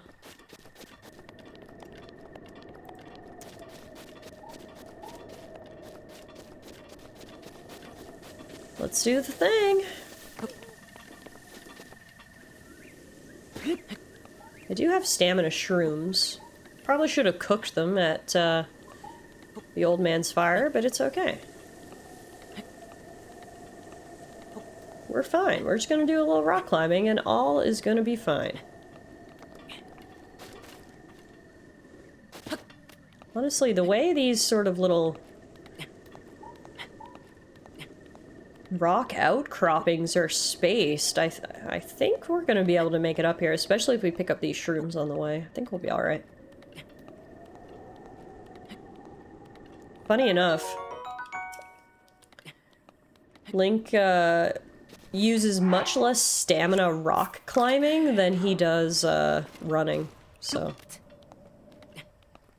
Last night when I was playing this, a Lizalfo just jumped off a cliff and fell to its death at me. Sort of a, okay type moment. He was just really excited to kill you and just mistimed the jump. Like, ooh. Sucks to be you, Lizalfos.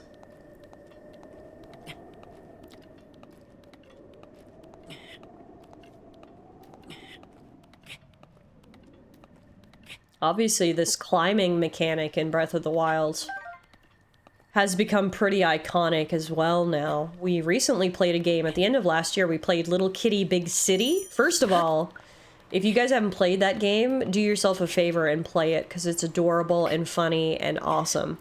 But that game actually had the Legend of Zelda climbing mechanics, so it's funny how you can watch sort of the evolution of mechanics when you see it being introduced for the first time and thinking, wow, this is so groundbreaking, and then fast forward 8 years later and it's being used in other games, and it's just kind of cool to see.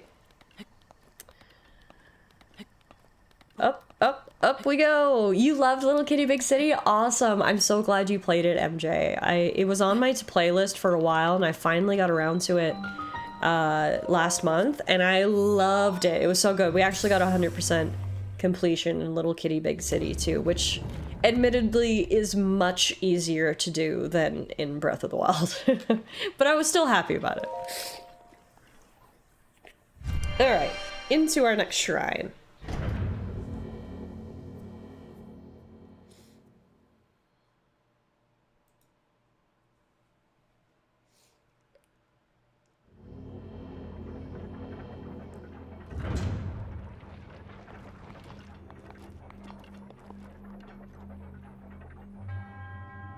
Unless they patent it, glares at Warner Brothers patenting the Nemesis system from the Lord of the Rings Shadow games. Touche, Gameology. That is not good for the gaming industry. What is good is seeing mechanics, other people using mechanics in unique ways, and, you know, it's sort of growing naturally over its life. It starts out like this and turns into something cool.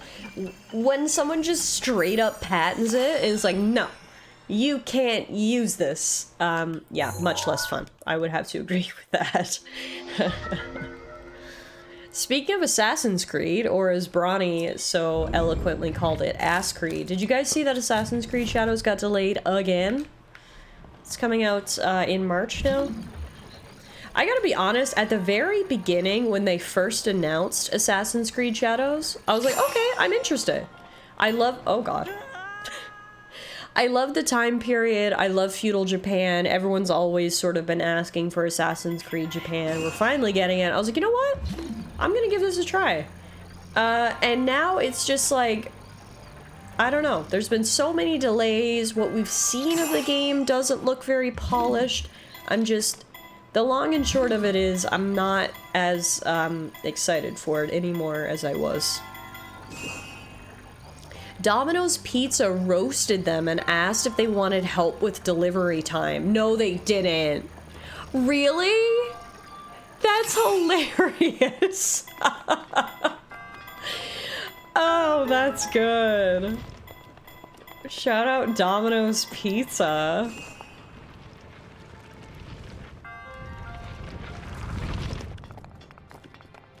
Yeah, I mean, I don't know what's going on with Ubisoft, but another thing that I've learned is never buy a Ubisoft game on launch for full price, because within 3 months it will be 50% off, so always wait a little bit on Ubisoft games. They actually did do that, it was a Twitter post. Iconic! I love it, I gotta check that out later.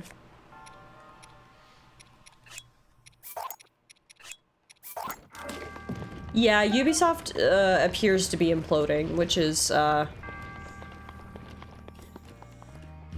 unfortunate. I mean, if you want to play an ass Creed in Japan, there is Ghost of Tsushima, and Ghost of Tsushima is incredible. Ghost of Tsushima is one of my favorite modern games, so yeah, just go play Ghost of Tsushima. And the new Ghost game will be out later this year, so just wait for that. Don't forget the chest! Oh, I forgot the chest! Damn it, Potato! I saw your message half a second too late. Alright, we'll come back through. But thank you. Hi Tara, how are you? Happy Saturday. Ghost has different mechanics though. Yeah. No. Ghost is not Assassin's Creed. Ghost is its own thing, and Ghost is better. But if you're looking to experience the open world feudal Japan aspect, then go to Ghost. I'm okay, finally not cold. Nice. Yeah, I love Ghost of Tsushima. We actually played Ghost of Tsushima on stream, and we 100% completed that game, seeing as we're on the topic of 100% completing games. We did get the Platinum Trophy for Ghost of Tsushima. So good. Can't recommend that one enough. Alright, let's get that chest. We're gonna do it this time. We're gonna do it right. Stop.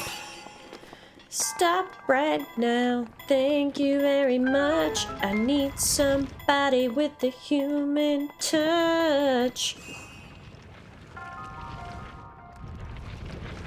I can't remember if that's around the time I started following or if it was Death Stranding. I played both those games in the same summer, I'm pretty sure, Bronny. Those were both summer 2020. I think I played Ghost of Tsushima and I played Death Stranding, so... Oh god. That's not what I wanted. I for some reason, I thought Link was slender enough he could just avoid. He wasn't. Hey! That's quite a tune. Oh, did you like my Spice Girls? Thank you. You got pulled over for viewership. Yeah, everyone wanted to see her.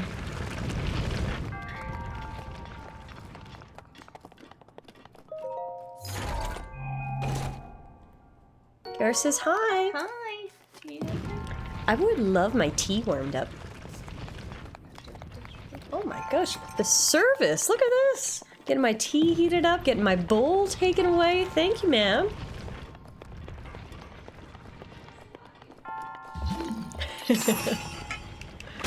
Yeah, you can't see Muffin very well because my mic is there, but if I switch over here, you can see her a little bit. She's just kind of a log right now.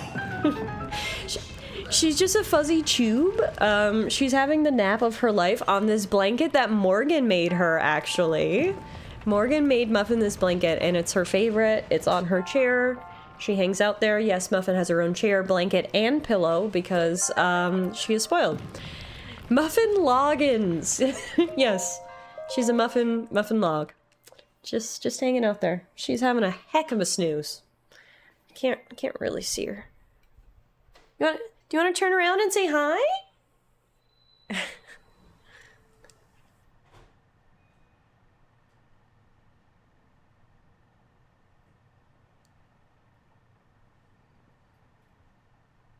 Just a log.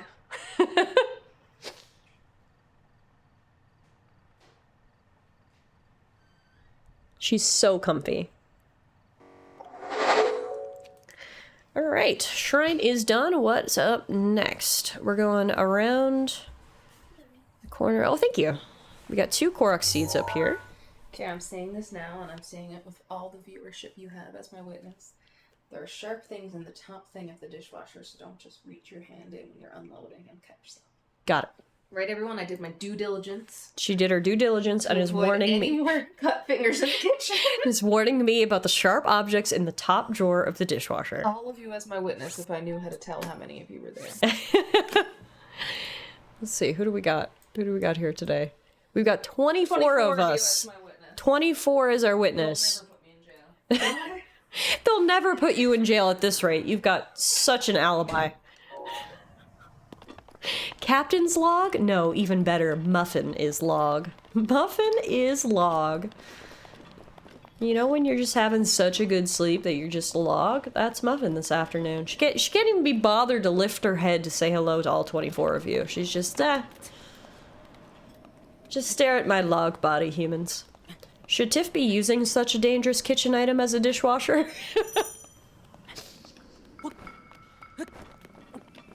I'll let you know, I am a grown woman who is really good at not cutting herself. That was a lie. I couldn't even say it with a straight face. Such a lie. Although, to my credit, there have been no finger knife bagel cutting incidents for quite some time. When was the last time? It was like July. I'm doing well. Alright, it is cold up here. That's not true. Not Alana bursting through the door to say it's not true. First of all, I don't know why you would say that and jinx yourself. Second of all, it was when you unloaded the dishwasher and the Oh, yeah, I did cut my hand recently when I unloaded the dishwasher, and that's why I got today's warning. Lies and deceit.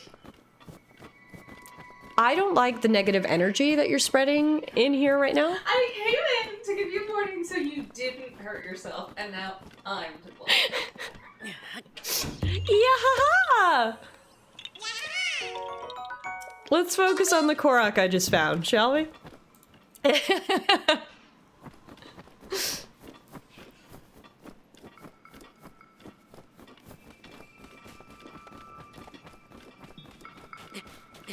Goodness, it's a beautiful day up here on the mountain. Now, there should be another Korok, like, right here somewhere.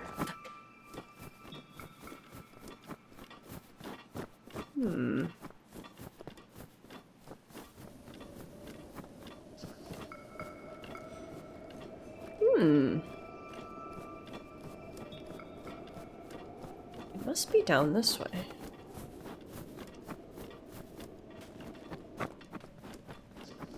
Well, that's a cliff, so we should probably be careful investigating that.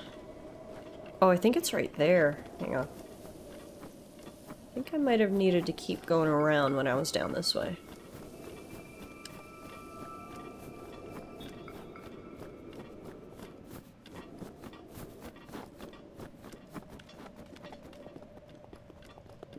Yeah, I think it's here? Yeah.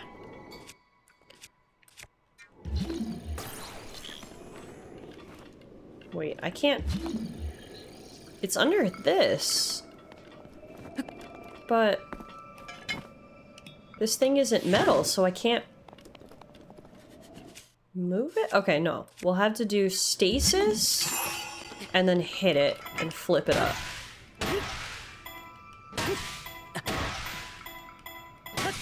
This one's well hidden. There we go. Hopefully it doesn't fall back down on my head. I don't know where it went, but... Alright! Yeah, haha! There's another Korok. Now, we can pick up the Worm Doublet, which is at the very top of Mount Hylia, right here. And then there's another Korok just to the west of... right here. And then the next shrine is right there. Another Korok here. Another Korok here. Another Korok there. Thank you for the yahaha, Karis. Is Alana's Amazon box where all the sharp objects like dishwasher are kept? Yeah, so she has even less space to herself than she would hope, because she also has to hide all the sharp objects from me. Poor, poor Alana.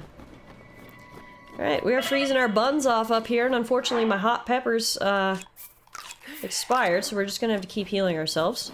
If we can make it to the top of that little mountain right there, we can pick up a Worm Doublet to keep ourselves warm, but first, we're gonna have to make it up there, so...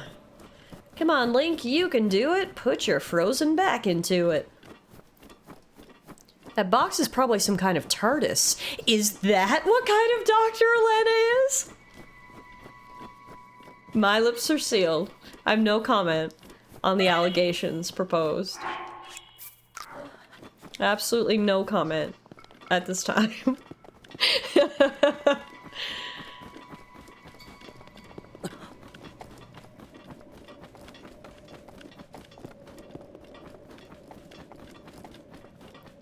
Yay, we made it! Hi, you're here. I enjoy gazing out at the world from here. Breathtaking view, says Link, trying to avoid hypothermia. This may be the best place to get a full view of the entire plateau. Did you know about the scope on your Sheikah slate? Look through it and you can stick a pin anywhere you'd like to mark on the map. The pins on your map serve as a reference point for your travels. Just stick a pin anywhere you're interested in. How do you know about all this?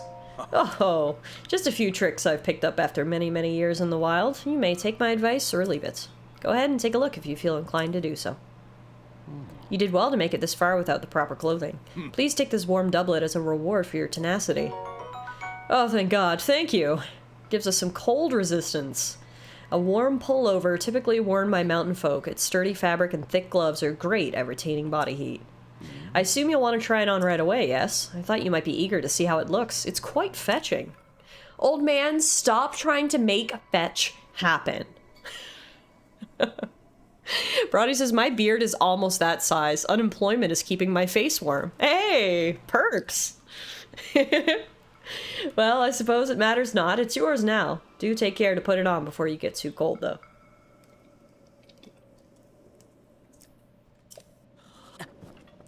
Yeah, I should probably do that right now before I die. There you go. Link's looking much better, although his poor little cheeks are still rather flushed. Alright, our next Korok is actually very well marked. You can see it. It's down in that ring of stones right there. So this is yet another type of Korok challenge, if you will. You've got to find the missing stone and complete the circle. One tip that I learned is that the missing stone is always in the direction of the gap. I didn't know that, and I would, like, you know, look up there and look over here and look over here, but it's actually always that way.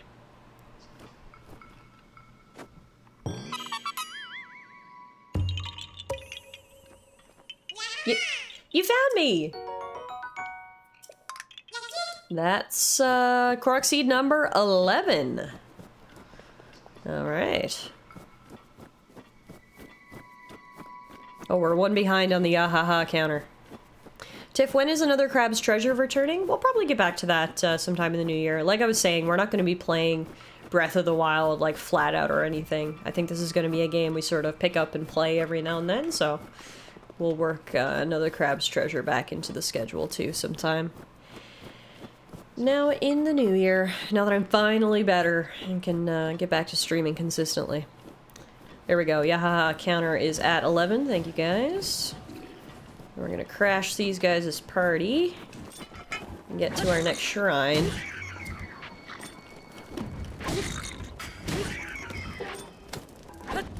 I love how that guy died and he immediately just picked up his flaming staff. It's kind of badass. No, no, no, you're not gonna throw that at me! Thank you. Whew.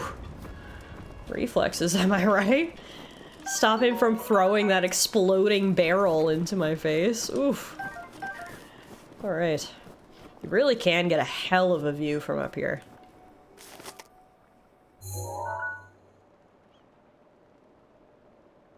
Mountain. Castle.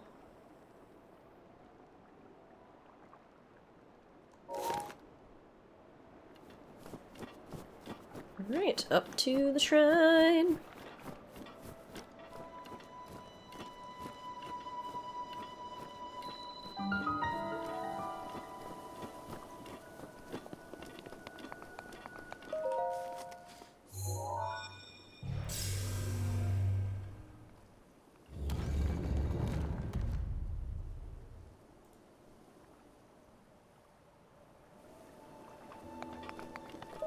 In we go!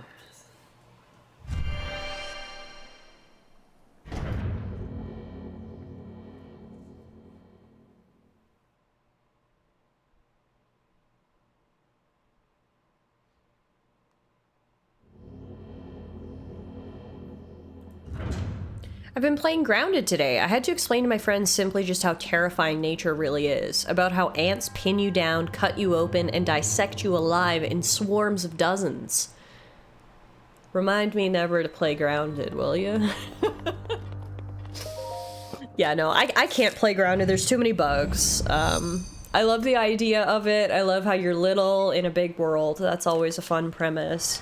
Like the open world sort of survival aspect to it. Don't love the bugs. Nature is brutal, and bugs are bad enough when you're full-sized. I'll leave it at that. Be right back. I think I need winter socks on. Ugh. Is there anything worse than cold toes? I'm a person who always has cold feet. Like, even when the rest of my body is warm, my feet are usually cold, so I always have socks on. I get it. You can't have them cold toesies. I get that. People will be like, humans are evil creatures. Bro, watch one ant documentary. We're the nice ones. Well, I don't know about that, but I understand the point you're trying to make.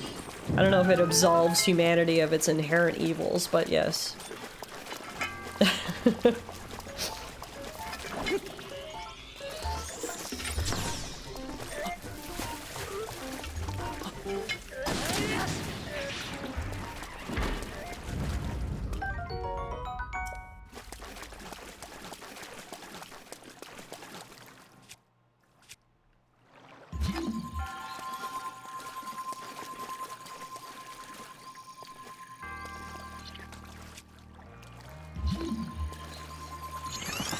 Bees aren't evil. Bees are pretty chill, actually. It's the hornets. They're the evil ones. They'll protect their hive at any cost, but like I like almost respect that behavior, you know? It's like good for the bees. They're holding it down. They're doing their job. Oh, you just meant hardcore. Okay, then yes, I agree with that. Bees, yeah, bees take their shit seriously. Absolutely. Bees send all of the male bees to die over the winter just because they are male. Hardcore. Now, how am I getting this chest over here? Thought I could.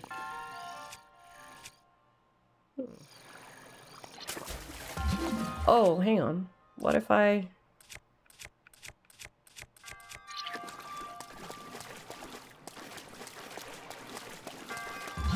Oh, I didn't realize this whole floor was water. That makes it easy.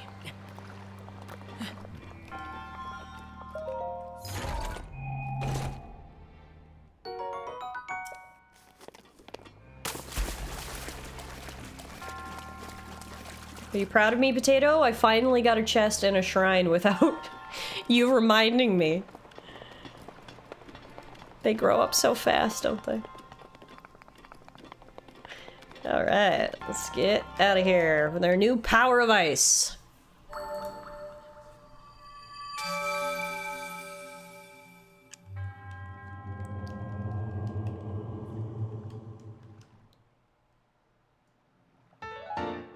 Thank you for the spirit orb, sir. Ma'am. Withered husk.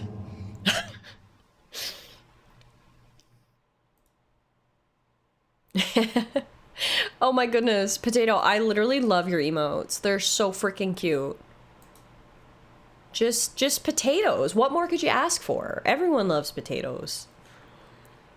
It's fantastic. Alright, next up for us will be...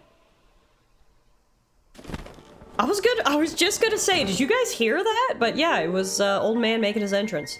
With this, you've now acquired all of the spirit orbs from the shrines on this plateau. Oh, how extraordinary.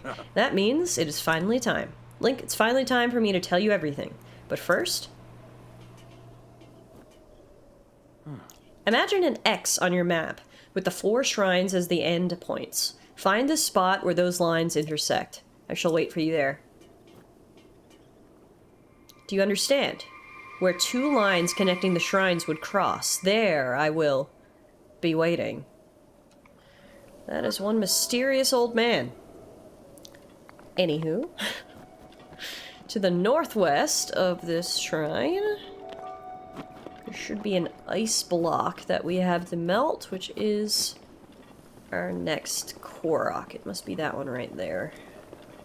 The issue is if I drop down here, is Link gonna break his legs? Yes! Oh, he totally is! I knew it as soon as I dropped. I was like, that's much too far. Okay. Potatoes. Boil them, smash them, share them on the internet. Nice. I like it. Potatoes are good in any form, I'm telling you. Okay, let's try that again, shall we?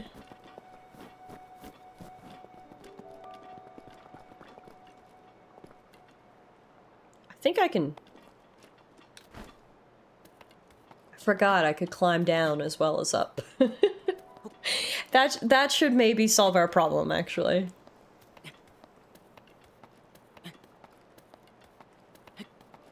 I don't know if you'd find it helpful, but you can set your mini-map to north. Oh, so it'll always show north as up. Honestly, I think I would find that helpful. Let's go. Let's see. Wait, what the hell are Toy-Con VR goggles? Are those like, cardboard things that Nintendo tried to make a thing, but they didn't? Aim with motion controls, no. Fix minimap to north on. Perfect. That should help. Yeah, see? I don't have the expansion pass on this profile. Whereas if we were playing on my actual profile, I would have it, so that's annoying. Oh my god, I do that in like every game I play. I always set the minimap to north because I get turned around. Yeah, no, I think that's extremely helpful, so I think that's a good suggestion. This should help us with our navigation.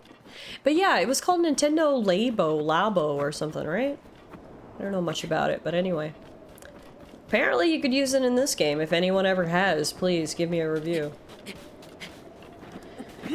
Now the issue for us here... Oh, actually, no, there is not going to be an issue, and I'll tell you why.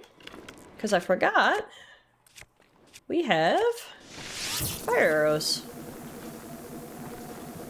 I was gonna say, the issue here is I don't have any fire. How are we gonna melt this? But alas, I brought the fire with me.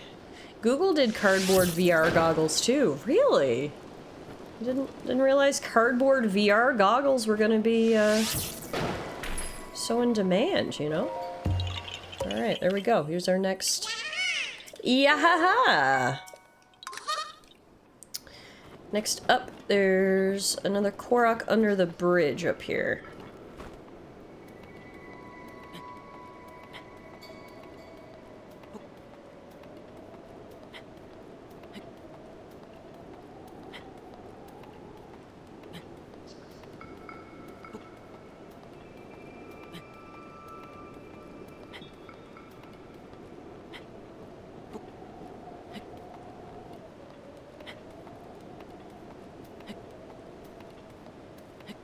Did someone do the aha? I don't think so. Thank you, Morgan.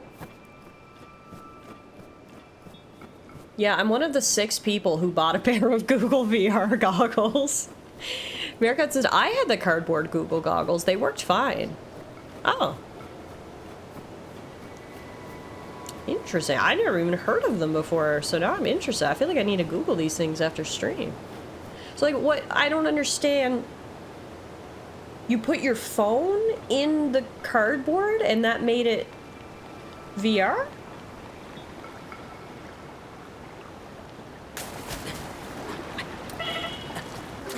Also, forgot Link dies, like, instantly in cold water.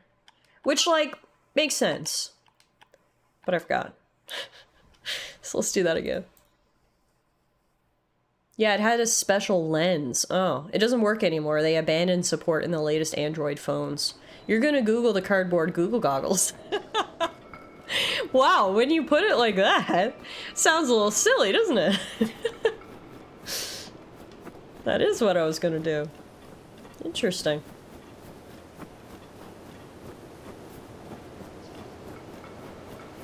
You gotta use Bing for that one. Yeah, I'll Bing it.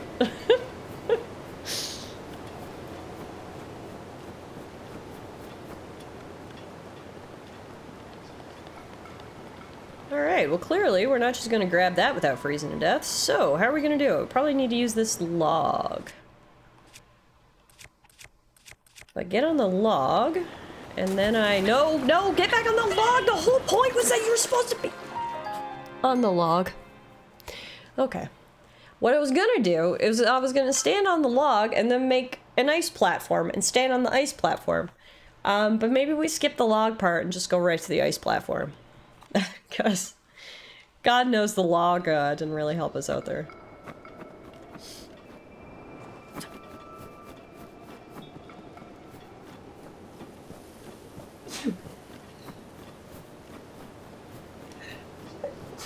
Oh, sorry. You have a log expert behind you. That's true. She's more of a, she's more turned into a... she's still kind of log-shaped. She's a little more circular now, though. She's just having the best nap ever. Normally, whenever I stream, she's up here, like, bothering me, trying to say hi, trying to get me to pet her. But no, she is just having the nap of her life. She hasn't moved in the 2 hours she's been lying there. Also, thank you, Potato and Karis. That's a loaf, not a log. She was very log earlier, but yes, shape-shifting from log to loaf. That's right. Both Muffin and Lillian have been hard napping. I mean, I love it for them. Saturday afternoon? Your moms aren't paying attention to you? What else are you gonna do? Also, I thought this would work better until I realized how tall this block is. Can I just... Okay, we're gonna have to... Try something else. Lillian was napping so hard earlier that she woke up meowing. Oh my god, I love when Muffin does that. It's so random and hilarious. And normally what happens is she'll wake up, scream, and then run to her food bowl. I always speculate that she had a dream that her food bowl was empty and woke up in a panic and had to go check. Hey Jared, I'm trying to... Can you see the little, sparkles? I don't know how else to describe them. Sparkles under the bridge there? That's a Korok. So I was trying to make an ice block so I could stand on so I could interact with the sparkles. But the ice block is too tall. So that's where I'm having... No! Oh my god! Okay. Okay. This is ridiculous. Why is this so hard? Huh. Maybe there's like...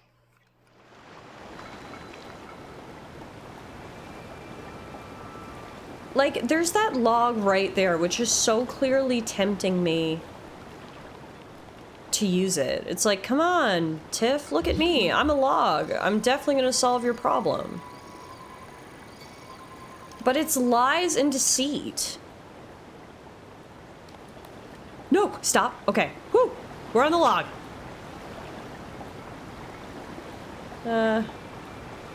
See, no, the log isn't really helping me.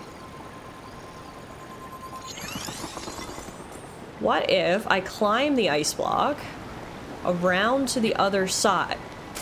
Link, what? I did not tell you to do that. That's your own fault. That one's on Link. I take no responsibility for that. I was trying to get him to move from one face of the cube to the other, and he decided he would instead like to freeze and drown. Okay,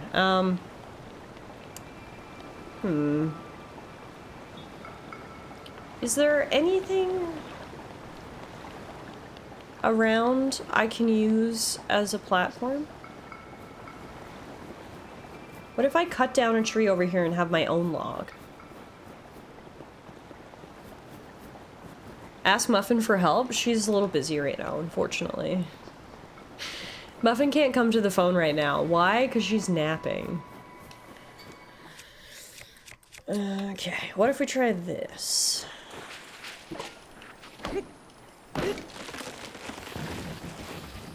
Okay, no. No, you guys were not invited to this. Oh, no! I made wood.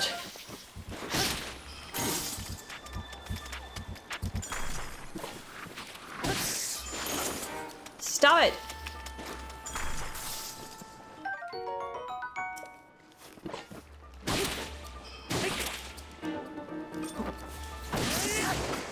Okay. I'm like... See, I keep getting this game mixed up with Tears of the Kingdom, which is also making things difficult. Because I keep being like, why can't I just take these logs and stick them together and build a raft and float down the river? And I'm like, oh, wrong game. I can't do that in this game. And that's throwing me off a little bit too. Because that's why I came up here. I was like, oh, I'll chop down trees, stick them together, make a raft, float down. Joke's on me, wrong game. So... let's go back down, I guess. Clearly, you're just not finding the proper glue to hold the logs together. Hey, Reckner, you're right. Thank you. You're absolutely right. That's what the issue is here, isn't it?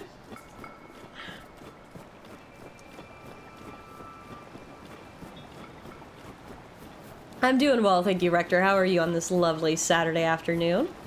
Welcome to Legend of Zelda Breath of the Wild, one of my favorite games of all time. A game I haven't played in a hot minute, but that I woke up in 2025 and decided I wanted to finally achieve my gaming bucket list dream of a 100% completing this game.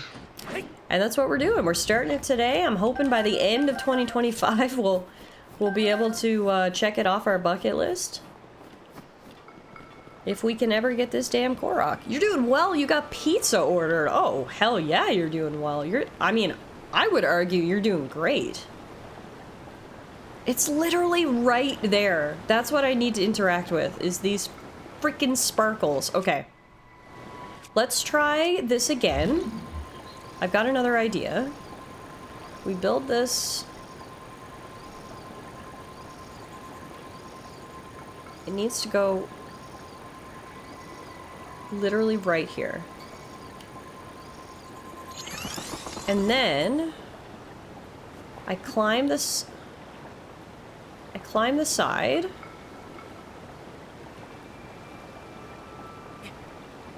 No, because now it's too close. Okay.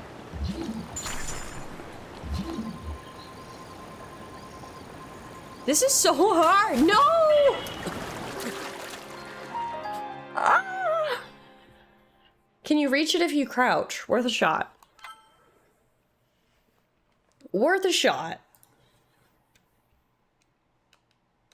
I was gonna say, do you think it'll take a whole year to 100% this? But here I am, 6 months into 106%ing Crash 4. Yeah, well, I don't know if you know about this game, Rector, but it has an insane amount of collectibles. It has 900 Koroks that you have to find. We've been streaming for 2.5 hours, and I've found 12, so I have a feeling it's going to take quite a while. This is peak entertainment. Insert 2 hours later meme. I mean, as long as you guys are enjoying it, then it's fine, I guess, right? But I'll tell you who's not enjoying it. Me. You would be shocked to hear that I'm not having a great time. Okay. See, what I want to do is I want it... What if I do it on this side? I'm new here, and I want to believe in you, but you're not giving me a lot of hope. I'm sorry, man. I'm sorry. I'm so sorry. This is ridiculous. I don't...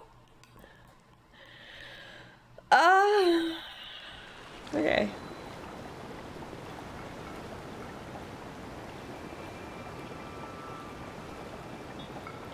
Thanks, Kane. I needed that. What I'm trying to do is I'm trying to make this square, and then I'm trying to climb down the side of it to hopefully be close enough. No, I'm still not close enough. I'm so close that I'm literally clipping the camera through Link's body, but I'm not close enough to activate those fucking sparkles. You know what? We're gonna focus on the positives. You're very determined. Thank you, Jared. Thank you. I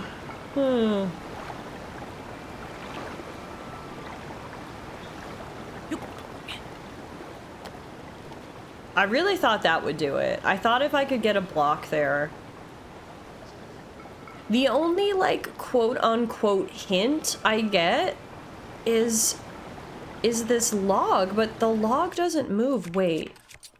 What if I cut the supports that's holding the log? Will the log then move? No, my axe goes right through the log support. Okay, great. What the hell? These things don't actually exist, apparently. Okay, good. Good, good, good. I thought that might do it. Like, if I could get the log floating. You have an idea? Hit me.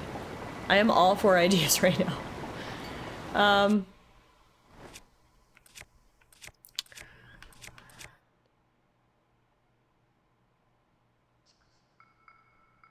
Use a grappling hook. Is that just a Batman tactic? Oh, that's a great idea. What if we put... That's a great idea. What if we put an ice block underneath the log? Or no, it's not gonna let me, is it? Oh, that was a good idea. If we put an ice block under the log to sort of push it up and over its restraint. One thing I did notice, though, is there is this. We can stasis the log. What does that do for us? That's unclear at this time, but if I can interact with it, I feel like it's a hint. Got it. Got it. Got it.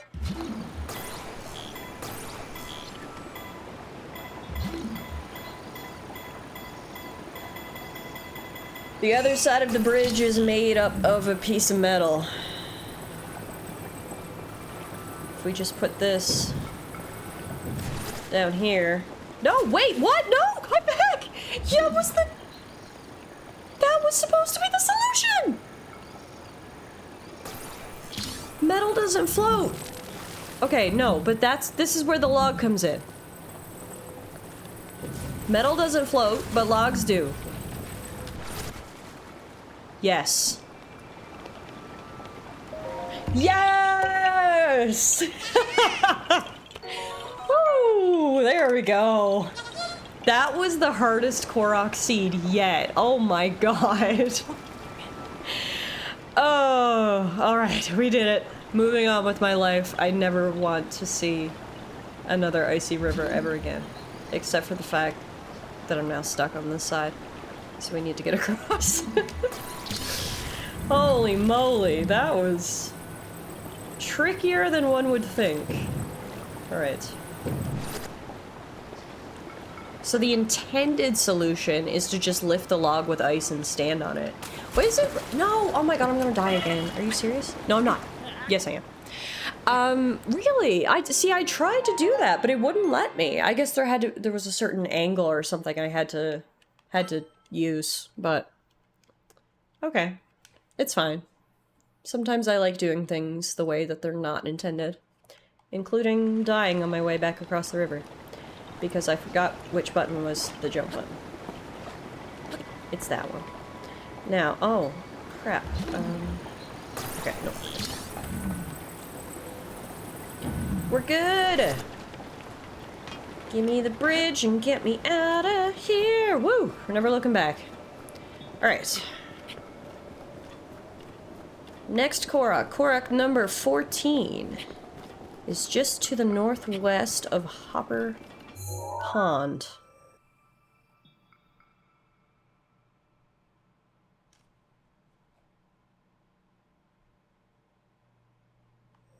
Yeah, I put one here, but there's... That's not to the northeast of Hopper Pond. The instructions say to the northeast of Hopper Pond, but the map actually points to this location that I have marked. So let's try there first, and then we'll see. There might have just been a mistake. Zelda games seem to be about emergent solutions, so it's still valid. Any solution is the right solution. Okay, fair enough. That is not how Nintendo did. Okay, what is this here? What's it supposed to be? A magnesis puzzle? Oh, the one with the blocks. Okay, yes, I know what they're referring to. I just need to find it.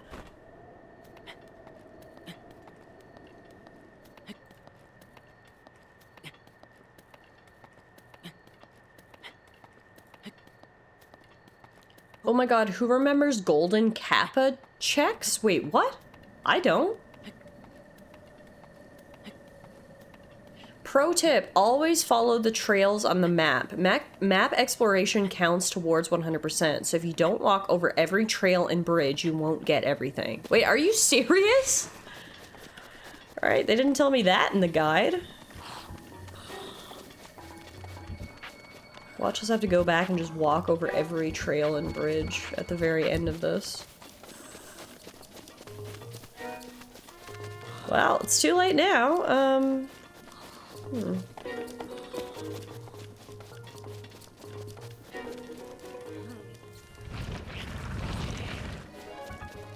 Yep, Koroks are not even the hardest part of this game. Today I learned. Okay, objective, go for a walk.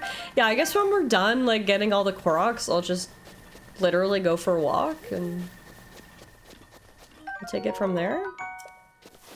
I can't tell where I'm supposed to be going here. It's really hard to see on this map. And it doesn't help that the instructions don't line up with the, text, or the location on the map doesn't line up with the text. Because the location on the map is literally right there, that where I have... Or actually, it's more like right here. But then the instructions say magnesis puzzle to the northeast of Hopper Pond, which doesn't make sense. Finding the one random bridge in Hyrule that I went by 100 times but never walked over was the hardest part. I just can't believe that's part of the 100% quest. Like, what? I was completely unaware of that.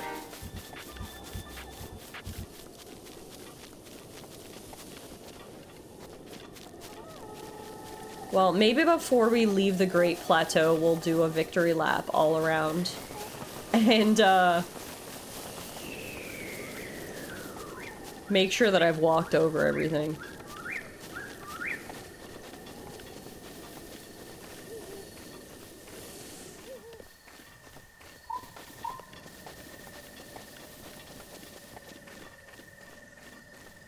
Yeah, okay, I don't think it's here. Is it up on that cliff I just came down from? Because that's gonna be really annoying. The thing is how do you even keep track of that? Well, I don't know. I made an armor upgrade tracker for this game if you want to get all the armors, but that isn't required for 100%. It's weird how that isn't required, but walking over every bridge is. Nintendo, get your priorities straight, please? Okay, yeah, I don't know. I'm lost. It must be up on top of the cliff.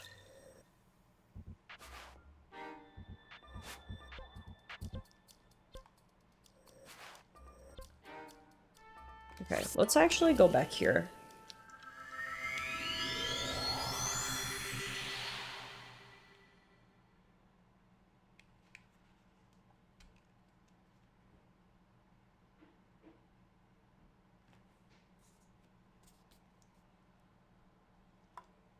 I feel like we were on a roll up until these last two Koroks, and then there was the obvious difficulty with the ice river. And now it's paired with the confusion that is locating the next Korok.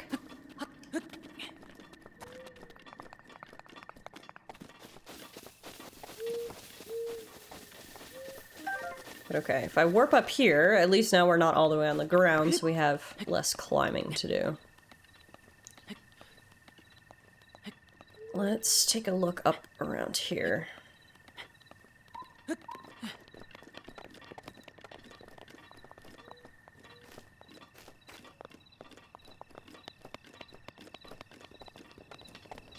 Okay, those guys are napping. We'll leave them alone. Never mind. Apparently they have the most insane hearing of all time, because they somehow heard me walking from all the way up here. So if it's a battle you want, it's a battle you'll get. Who is throwing barrels at me? Stop that right now.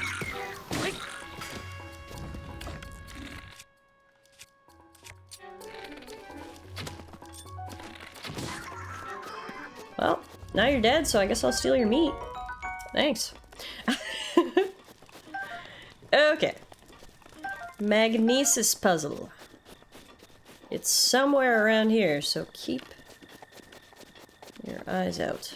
Actually, it's on the other side of this cliff right up here.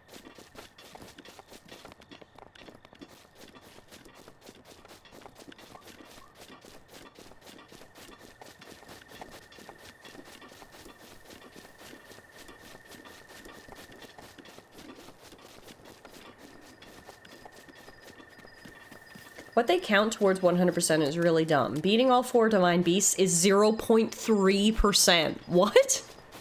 120 shrines is 9.5%. 226 named map locations is 18%. And Koroks is 72%. Like, who came up with that weighting? Was like, okay, yes, main story, not even 1%. Koroks, though? 3/4 of the percentage. Yeah, it looks like it's like... Oh, I see it! I see it! It's right there! Do you see those blocks on that little ridge there? Okay, the issue is, how do we get down there without breaking our legs? I guess we go for the ye olde big climb. We don't have the paraglider yet, so I can't glide down. We will get that when I go to the next main story location. So realistically, we could go get that and then come back here. But I think we can actually climb down, because what I learned very quickly is that climbing doesn't take a whole lot of stamina, which is funny. Link can run for like 3 seconds and he's out of stamina. but he can climb an entire cliff and still have strength left over, so... Clearly he's just more upper body strength than cardio, I guess. Alright, here we go. Finally! We found it! Alright, so what we have to do for this one is we take this little block, and we put it in these blocks. If I could do that. Stop, please. Okay. Come on. Oh! Take this little block, and we put it in these blocks. Hooray! There it is. Okay. Boom. There is only one more Korok on the Great Plateau, guys. We're almost done.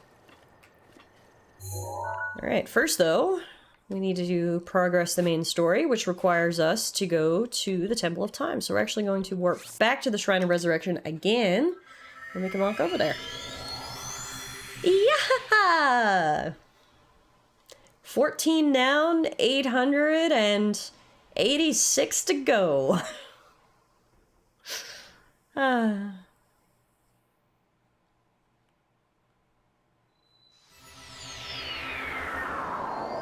I saw a similar situation yesterday with Zippy playing Horizon. Aloy can climb like nothing, pull castle-thick walls like nothing, casually carry a 15 BMG machine gun you usually see mounted on tanks, but she can only keep air to swim underwater for 12 seconds. Almost done, she says, like we've even found 5% of the Koroks. Go in the shrine for a minute, in here. Okay. Aloy is literally a superhuman. Just with not very big lung capacity.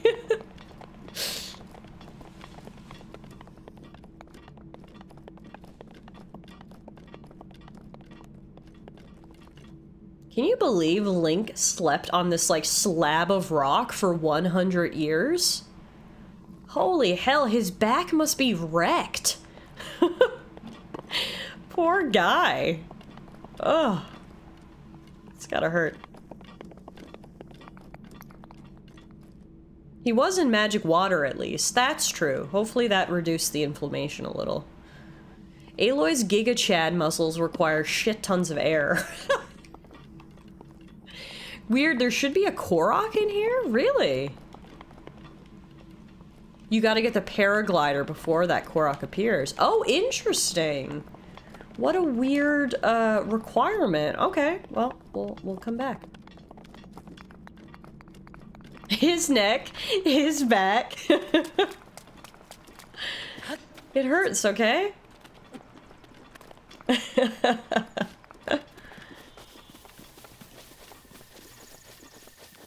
Alright, now down to the Temple of Time.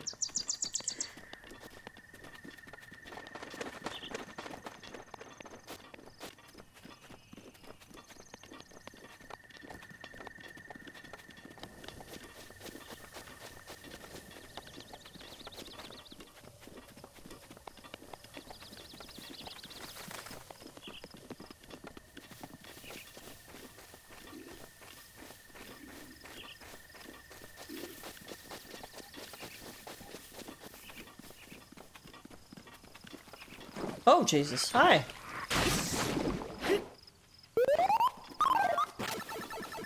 Sip of Pepsi. Hello. Thank you for the follow. Welcome. Did you dive in the water yet? Yeah, we've got every single Korok on the Great Plateau. Well, that we can get for right now, apparently. Except the one up in the Temple of Time Spire, according to this guide I've been following. Hey, Marto, how are you? Good to see you. Happy Saturday. Welcome on in. It's so good to see everybody today. Thank you guys for being here. This is our first Saturday stream of the new year. Can you believe it? Thank you for the hydration. Cheers. A new year, new game. I can't believe it. It is 2025. I was saying this on Monday. I started streaming in December of 2016, meaning this is the start of year number 9 here on Twitch. I can't believe it. It's crazy. It's gonna be another good year, I think, and it's off to a great start with all of you guys hanging out with me, so thank you for being here. I appreciate it. Nice to see you as well. This is a game I still haven't finished. Too much walking. Muerto got to get himself a horse. But yeah, time flies. The first quarter of the 21st century. Wow, I never thought of it like that, Karish. You're right.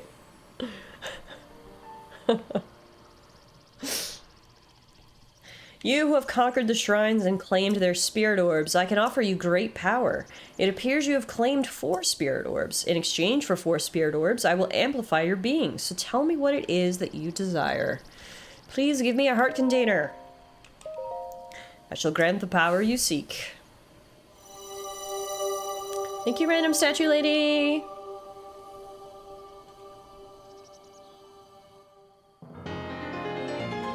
We got a heart container. Our life force has been strengthened, increasing our maximum number of hearts by 1. Go and bring peace to Hyrule. Ho! Why does the old man just scream to announce his arrival? The blessing of the goddess has made you that much more resilient, I see. Here I am. Get up here, quickly. Wow, you didn't say please or... Okay. Don't argue with a boomer, I guess. The real question is, how the frick are we getting up there? Using a little bit of good old-fashioned climbing, I suppose. That sounds like a regular old person greeting, though. To just kind of yell or grunt at you.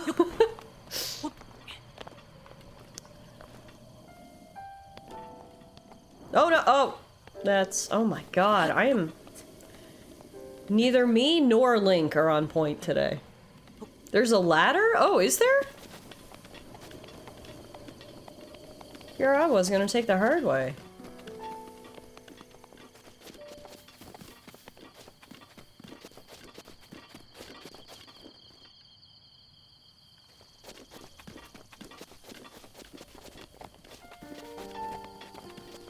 Oh, there's also a treasure chest. I remember the last thing I did in this game was find peppers to try not dying in the snow or something. That is an important rite of passage in Breath of the Wild. We did that not too long ago, actually. Jeez Louise, by the time I find this ladder, I could have just rock climbed up the side. But at least we got a treasure chest out of it.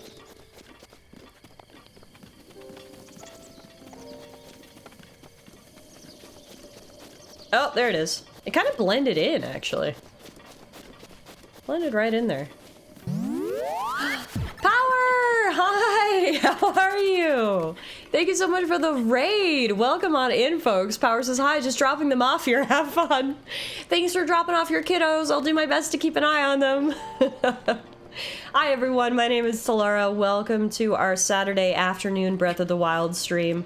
This is one of my favorite games of all time, and it's always been part of my gaming bucket list, if you will, to 100%. The Legend of Zelda Breath of the Wild. So, on that note, I figured, why not now? It's a new year, fresh start. Here we are. We have started The Legend of Zelda Breath of the Wild today and started our 100% run. If any of you guys are familiar with Breath of the Wild, you'll probably know that that's quite an accomplishment for one reason. There are 900 collectibles in this game called Koroks that you need to find. So we're just going to take it one stream at a time. We've found 13 so far. Almost there. Almost done. Yeah! Power knows what's up. Yeah, so I was thinking if we start the challenge in January 2025, and by the time December 2025 comes around, maybe we'll be done? We'll see. I don't know. Speaking of challenge runs, though, if you're looking for a real challenge runner, go follow the Power Hour. He is amazing. He's such a great challenge run streamer. In particular, he has been playing Baldur's Gate for probably the last year, would you say, Power? Baldur's Gate 3, doing a bunch of different challenge runs. It's very cool. Go check him out. Well done there, young one. Now then, the time has come to show I predict a you Breath of the Wild what 100% you have. speed run in 2 years. I was King I like it. Hyrule. I was the last leader of Hyrule. A kingdom which no longer exists.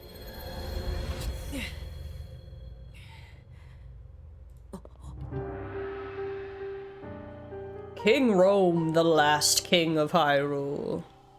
The great calamity was merciless. It devastated everything in its path, a century ago. It was then that my life was taken away from me. And since that time, here I have remained in spirit form. I did not think it wise to overwhelm you while your memory was still fragile. So rather than that, I thought it best to assume a temporary form. Forgive me. I think you are now ready. Ready to hear what happened 100 years ago. God damn, get your tea, sit back. It's time for boomer story time. To know Calamity Ganon's true form, one must know the story from an His voice does not fit? Agreed. Where's my old man voice? Kingdom, but his transformation into malice created the horror you see now. Stories of Ganon were passed from generation to generation in the form of legends and fairy tales. But there was also a prophecy. He needs about 3 dozen packs of cigs and a bottle of Crown Royal. Then he'll sound like a real old weathered man. It needs more depth. This guy sounds like he should be pretending to surf. And began excavating large areas of land. It wasn't long before we discovered several ancient relics made by the hands of our distant ancestors. These relics, the divine beasts, were giant machines piloted by warriors. We also found the Guardians, an army of mechanical soldiers who fought autonomously. This coincided with ancient legends, oft repeated throughout our land.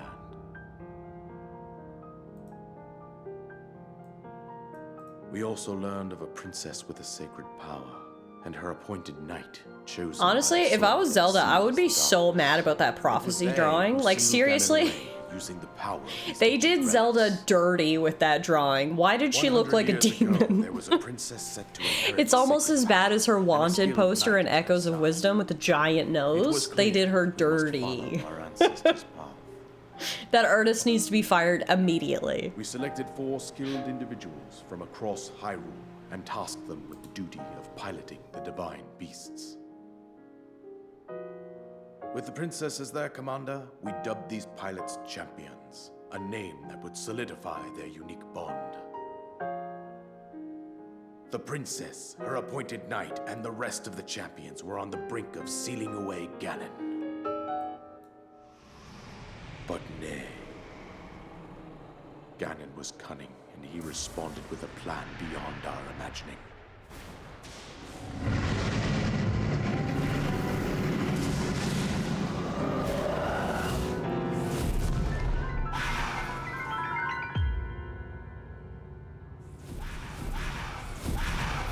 Uh-oh, the ancient relics are turning against From us. deep below Hyrule Castle, seized control of the Guardians and the divine beasts, turned them against us. The champions lost their lives, those residing in the castle as well. The appointed knight, bravely wounded, collapsed while defending the princess.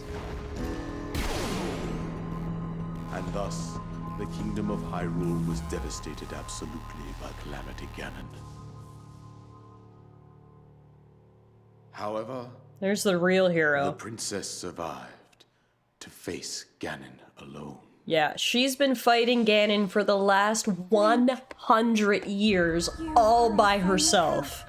Can we get some claps for the real hero of this story, Princess Zelda? Link's been napping for the past 100 years, and she's been 1v1ing Calamity Ganon. Like, Link is not the hero of this story, okay? I need to make that clearer. And the courageous knight who protected her right up to the very end. That knight was none other than you, Link. You fought valiantly when your fate took an unfortunate turn. This is The Legend of Zelda, after all. You are Fair taken to the enough. Shrine of Resurrection. Here She's you just now even stand, more of a hero in revitalized this game than 100 she years is in any later. of the others. The words of guidance you have been hearing since your awakening are from Princess Zelda herself. Even now, Link swooping in as at the she last works to minute like restrain USA Ganon in from World within Hyrule Wars. Castle, she calls out for your help. However, my daughter's power will soon be exhausted. Once that happens, Ganon will freely regenerate himself. and Link is the nothing will real stop victim him from here. consuming Poor our cursed land. hero. Considering that I could not save my own kingdom, I have no right to ask this of you, Link. But I am powerless here.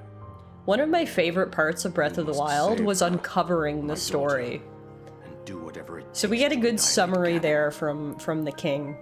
But obviously Link has Somehow, lost many of Ganon his has memories maintained over the control past over all 100 four years. divine And as you beasts, go through the as well as story and those interact guardians with different swarming people, around Link Hyrule Castle. gets to see flashes of what happened in believe the it would be past, quite and reckless for you piecing to head together directly all to the those castle parts at of the this point. story is one of my favorite parts about Breath of the Wild. The story here is suggest actually really good. that you make your way east out to one of the villages in the wilderness.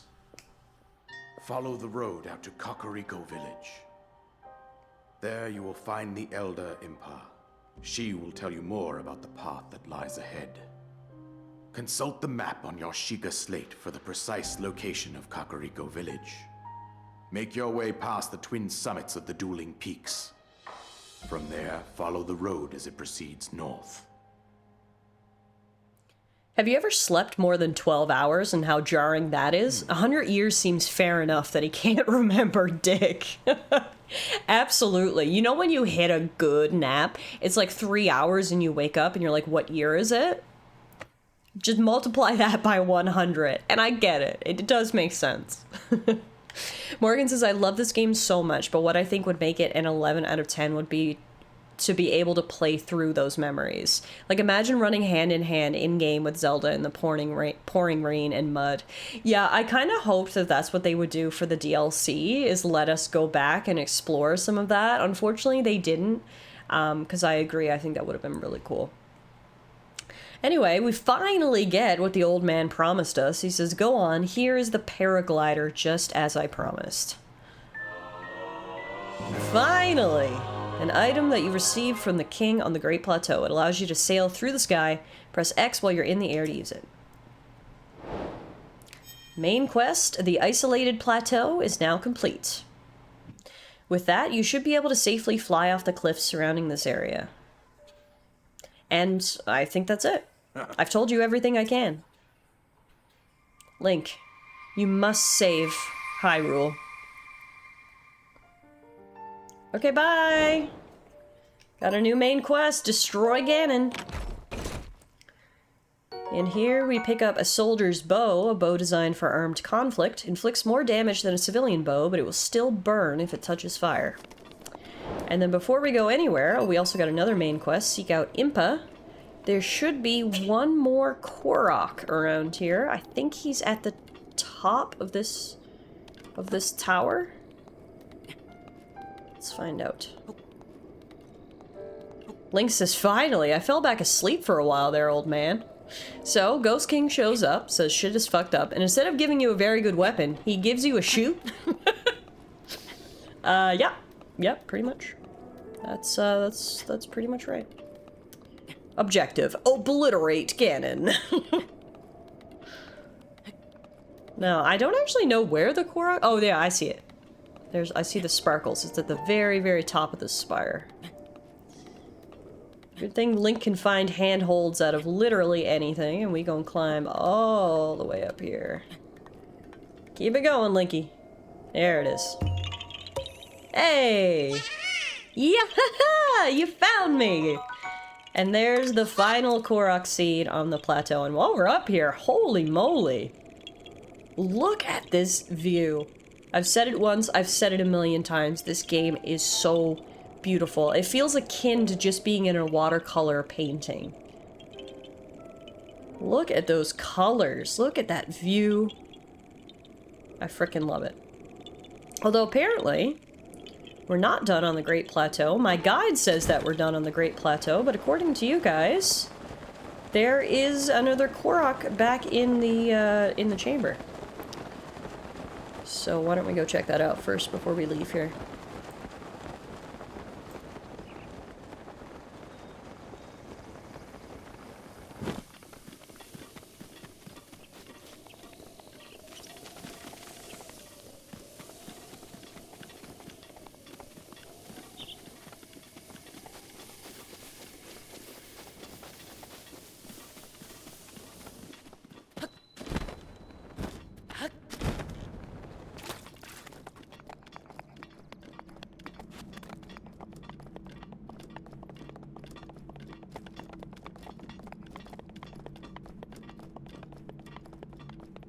Oh, goddamn, he's still not there. I guess maybe you need to like, officially leave the plateau before he spawns in, maybe. And maybe that's why he's not on my guide right now. Must send me back here later, I guess. Alright, well, if that's the case, we now are gonna go up to the Amun-O Shrine, and then officially head off the plateau.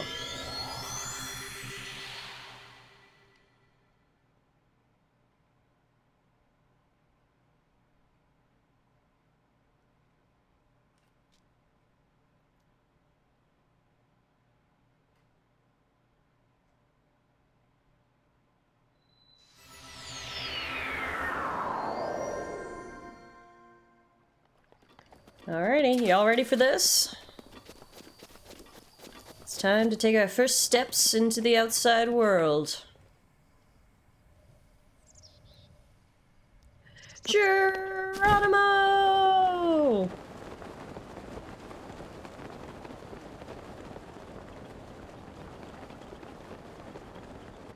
And here's our first off the plateau Korok. Welcome to the Hyrule Kingdom, everybody. So here's a different type of Korok challenge. This is a archery challenge. You gotta hit all the balloons.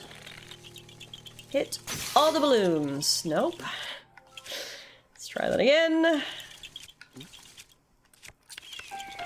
Hit all the— oh my god, hit all the balloons! Hit all the balloons! There we go. Whew. Oh, God. That was bad. Alright. Yeah! Thank you. Now, the other one should be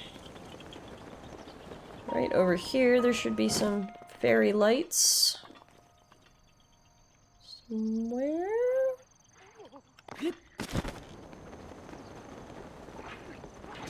Oh, I see a treasure chest in the Gatepost Town ruins. Oh, I think the other Korok's actually, a bit further to the east. We got ourselves an emblazoned shield, though, and I think there's some people out here who might need our help. All good out here? Hi! We're alright. We should count ourselves lucky for that. Thank Hylia that Mina is safe. I knew it wasn't smart to go treasure hunting in these parts. Well, you guys did good. You didn't even need my help. Get it. It's the first people we encountered on our adventure. A bunch of heroes. Alright. I'm gone the wrong way. Need to go this way for the other Korok. It's hard because we don't have the map unlocked out here yet. So I'm looking at a map of this area without actually having a map to reference, but it should be straight over here in these trees. Should be some fairy lights for us to find.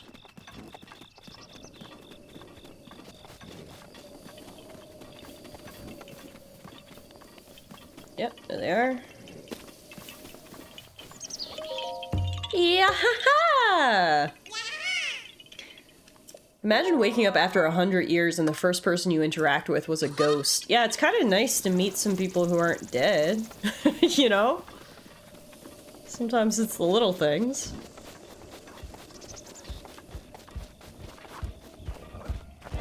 Oh god. Hi! Oh god.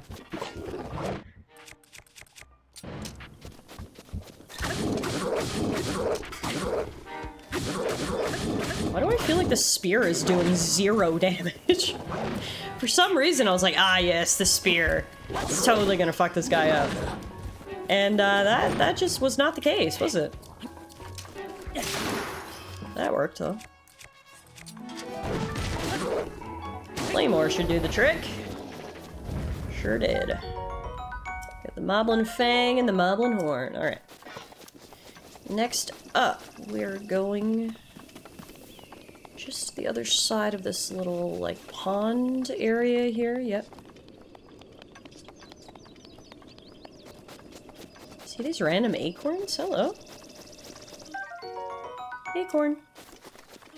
Acorn. Alright, so we're going out to those ruins.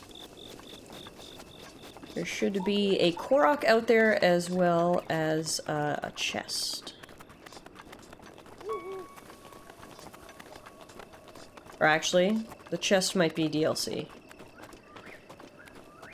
See, I keep getting confused because this guide I'm following assumes that I have the DLC, and I do have the DLC. But not on this Switch profile, so... Okay. Let's take a look. Here's the Colombo Garrison Ruins. We got a rusty shield here. Rusty claymore. There should be some leaves. Underneath that should be a Korok. Looking for leaves, looking for a Korok. Looking for leaves, looking for a Korok. Ah, there's leaves. Question is, though, I don't have anything to light them on fire with. Can I just... What if I had a claymore? Can I just, like, get rid of them? Yeah, there we go. That works. Who needs fire when you've got a claymore, am I right? Yeah! We found you, little guy! And yes, I do believe, unfortunately, the treasure chest here is DLC, so we won't be able to get that at the moment. But we did get a named location. We did get a Korok. From here, we're actually going to warp over to the Jabaji Shrine.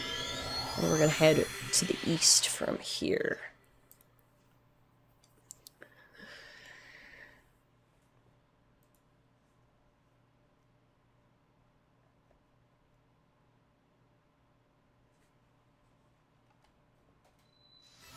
While we're up here, we should be able to get a good vantage point, because I wanted to check and see...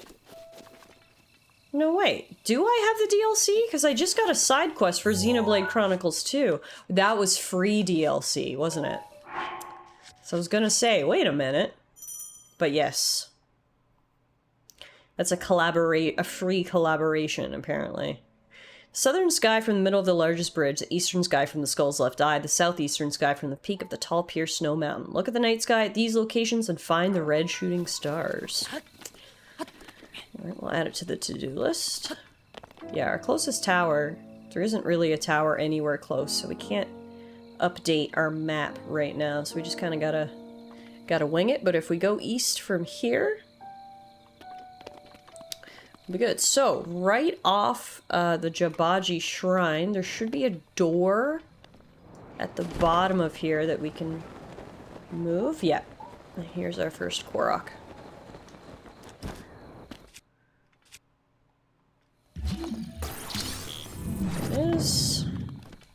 These little guys really like to hide, don't they? Yeah, ha ha! That's Korok number 19.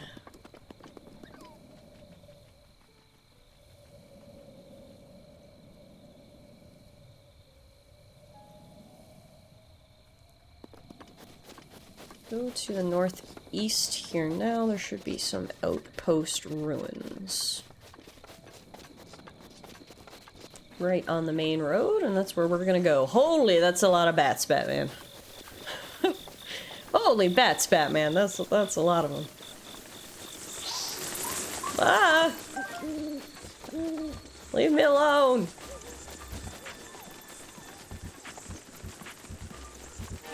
Stop it!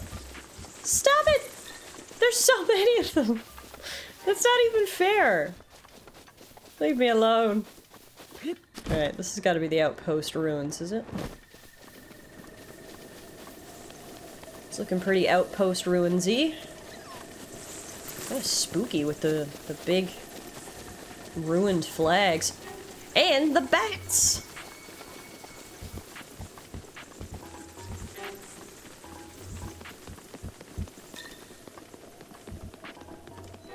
Outpost ruins. Yep, here we are. So clearly, as the name implies, there was some sort of outposts here at some point. And you can see by the wreckage of the Guardians that it, unfortunately was completely destroyed. Leaving just ruins in its wake. Alright, this is the start of our adventure, guys. We've completed one section of the map. And now we've got all this to go. Hey, Funky, how are you? Happy Saturday. How long have the Koroks been hiding, and what have they been eating? Oh my god, did I drop that Korok on top of it before? I didn't even notice. Sorry, Mr. Korok.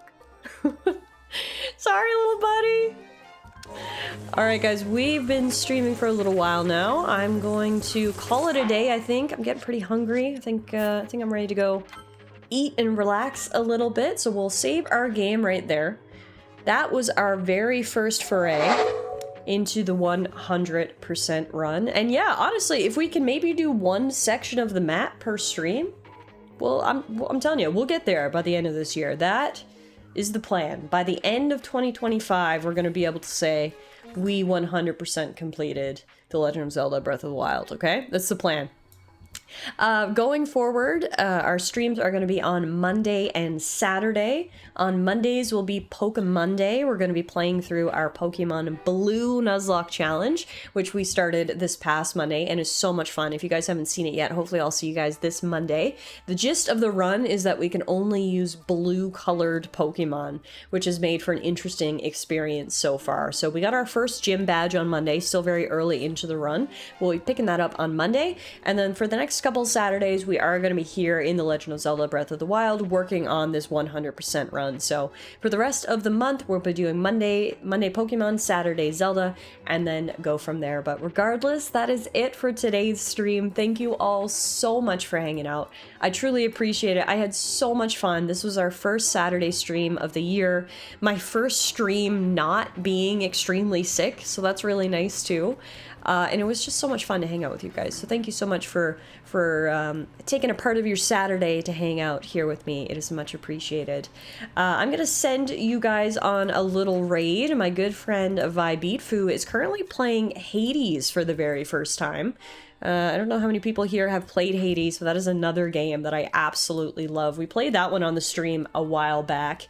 And Hades 2 is in the works. It's currently released in early access. I'm not a big early access gal, so I'm holding off on playing Hades 2 until it comes out of EA, but I'm hoping that's going to be within the next couple months, and we'll be able to check that out here on the channel as well. But regardless, thank you guys for being here. If you're new around here, don't forget to hit the follow button so you're notified when I'm live next. And you can also head on over to the YouTube channel. I do Let's Play content over on my YouTube channel. So there's always stuff to watch, even when I'm offline. Regardless, to all the new folks, nice to meet you. To all the old hands, good to see you. Enjoy the rest of your Saturday, enjoy your weekend, and I'll see you guys on Monday.